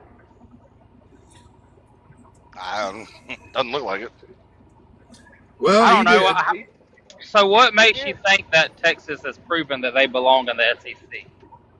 I mean, we've come and played the top teams and beat the top teams in the SEC both years. Who has Texas beat? Has Texas beat Alabama yet? Honest question. Oh, I don't yeah. really know. That was the first year. We beat Alabama Georgia. twice. We beat them on their home turf first game of the year last year. Yeah, Blew them but out of the water. was that Alabama with Saban or was that Alabama with DeBoer? I mean, That we was got Alabama with Saban. That was the last year Saban was there. Blew them out of the water. First game of the year. Okay, I'll give you that. That was a good game then. A&M. They're SEC. They were undefeated. They played on. We beat them. I mean, it's a good ad. Texas was a great ad to the SEC, and Oh, yeah, for sure. and OU, because OU Texas game. Whoa. OU Texas game brings a lot of. It's the biggest money maker. It brings in more money than the Rose Bowl. I don't think that Texas will win a SEC championship. I'll just be honest. Not under Sarkisian. I don't know. Well, Sarkisian. Look, I think our Sarkisian biggest struggled at letdown of this USC. year was. I think our biggest letdown of this year is our defense. I think our defense is not near what it was last year. We've lost some good. That you guys expected way too much out of Arch Manning. Yeah, I don't think Arch is going to be all that. You have some serious disdain for Arch Manning, don't you? Oh, I do. I think. I mean, there's a reason why Ewers started over him. There's a reason why Ewers played over him last year. I'm not a Manning fan. Ewers was better. I didn't like either Manning. I've never liked any of the Mannings, but I was kind of skeptic when Arch came over, but I think he's good. He's coming along. He's a good, well-rounded kid. Not scared. I think he's. I don't know. I think he's going to do all right. We'll see how it goes. But they put I know so he much wants hype to on make him, he his just didn't live own up to way. it. I'm gonna be honest with you. He wants to make his own way. He doesn't want to live in his uncle's or his dad's shadows. So I think he's going to make his own way with his own style, and we'll see how it goes. Yeah, he gonna be doing brand deals and commercials here shortly. I don't know. Oh, God dang it. Gee whiz, why didn't it's freaking 9 o'clock at night, 10 o'clock at night. Wish the wind would die down. Quinn Ewers was way better. I like Ewers. I do. I like. But his last year, he didn't want it bad enough. Did not want it bad enough. And he was a fool for leaving and trying to go into the draft. He should have stayed one Well, more year. I think they pushed him out, kind of like Georgia did Carson Beck, because Arch Manning was coming up. So I kind of think that's what that was. Because that's why Carson Beck went to Miami's, because they pretty much told him he didn't have a spot there because they were going with Gunner Stockton. And this is why they created the portal. So that some of these guys actually have an portal and opportunity. NIL has ruined college football. Well, I'm not going to disagree with that, sir. That's for sure. But it did give better opportunities more of the for NIL. some of these guys. Well, yeah. The NIL could have probably never came around, but the portal. Like, look at I Tennessee. Like Who was that kid, the quarterback for them last year? Oh, I don't even know. Nico something. He was really good for them, and then he went to UCLA. Let me look here. Didn't do shit out there. Nico something. Hold on, I'm gonna look. Oh yeah, I know who you're talking about. And he had a pretty decent career over at Tennessee too. Yeah, they knocked off Bama. They fucking almost made the big dance, and then he transferred, went to the portal for the NIL money. So there's Jake Merklinger, Joey Aguilar. What year was this? Joey Milton. Last year, it was last year. Well, I did 24 and 25, but it's not showing me those guys' names. I got a Jake Merklinger. It's the Joey UCLA Aguilar. quarterback. Check UCLA. Hold on a second. Whoa. Nico something. Nico, I am a Leva. Yeah, it's like I am a Lima. Yep, I'm a Leva. Something like that. Yeah. If you're listening, Nico, I'm sorry. I'm not trying to butcher your name, sir. So, yeah, that's I don't know what it is. He Polynesian or something? Something. Anyways, he's got some pretty good stats.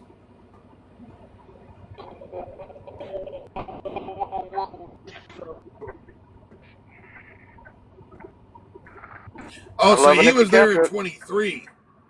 He was there in 23. That's when he was in Tennessee. He was in there in Tennessee in 23. Okay. 23. I didn't go back enough. I only went back to 24. I should have went back to 23 for him. So do y'all think they put JMU and Tulane in just to kind of like, just to let them? I mean, like, what's the real point here? Because if we're just going to start putting in conference winners, why even have a power ranking? Why not just get all the conference winners together and then just randomize the draft or the bracket and let's just roll with it? That would be the better way to do it, I believe. So if you're going to do it the way they're doing it, but it took them forever to figure out a playoff system. So it'll probably take them forever to figure out how to fix the playoff system. Oh, there'll never be a fix. You'll always have somebody that's going to say, oh, well, they should have gotten it over this because this and this and this and X, Y, and Z and ABC is. You're never going to make everybody happy. I think that they got it 90% right. I mean, but let's be real here, though. I mean, JMU or Tulane, neither one had a ranked opponent win all year long.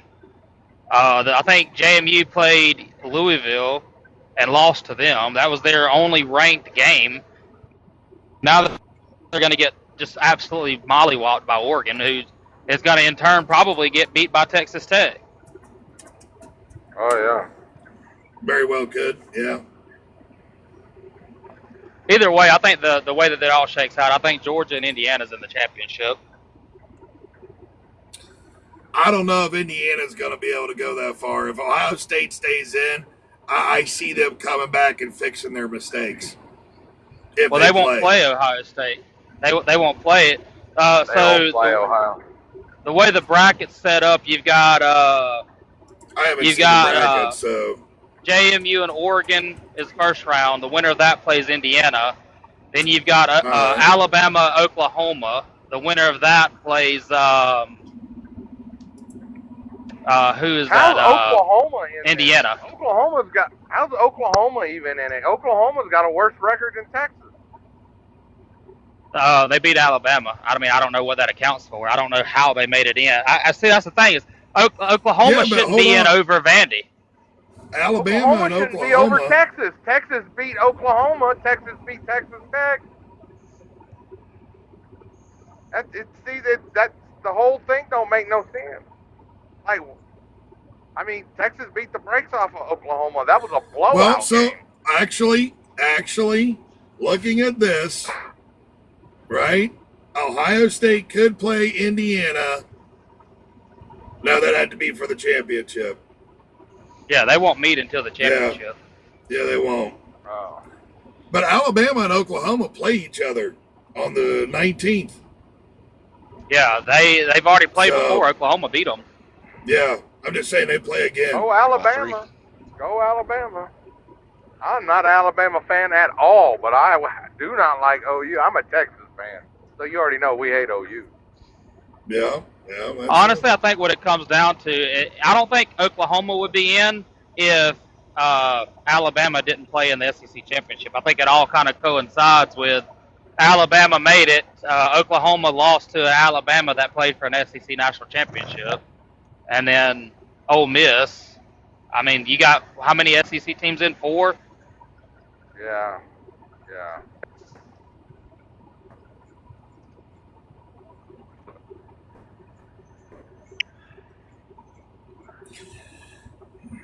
Well, fellas, I think I've been on here for about like almost 4 hours. I think I'm going to get me a little shut-eye here before I got to start this day tomorrow morning. So, No, you're good. I need to get off here, and yeah, it's getting bad out here. yeah. I'm All right, starting y'all to have wear a out. great night. God bless. Yep. Be careful. All that good stuff. Talk to y'all later. Yep, see you later, dogs.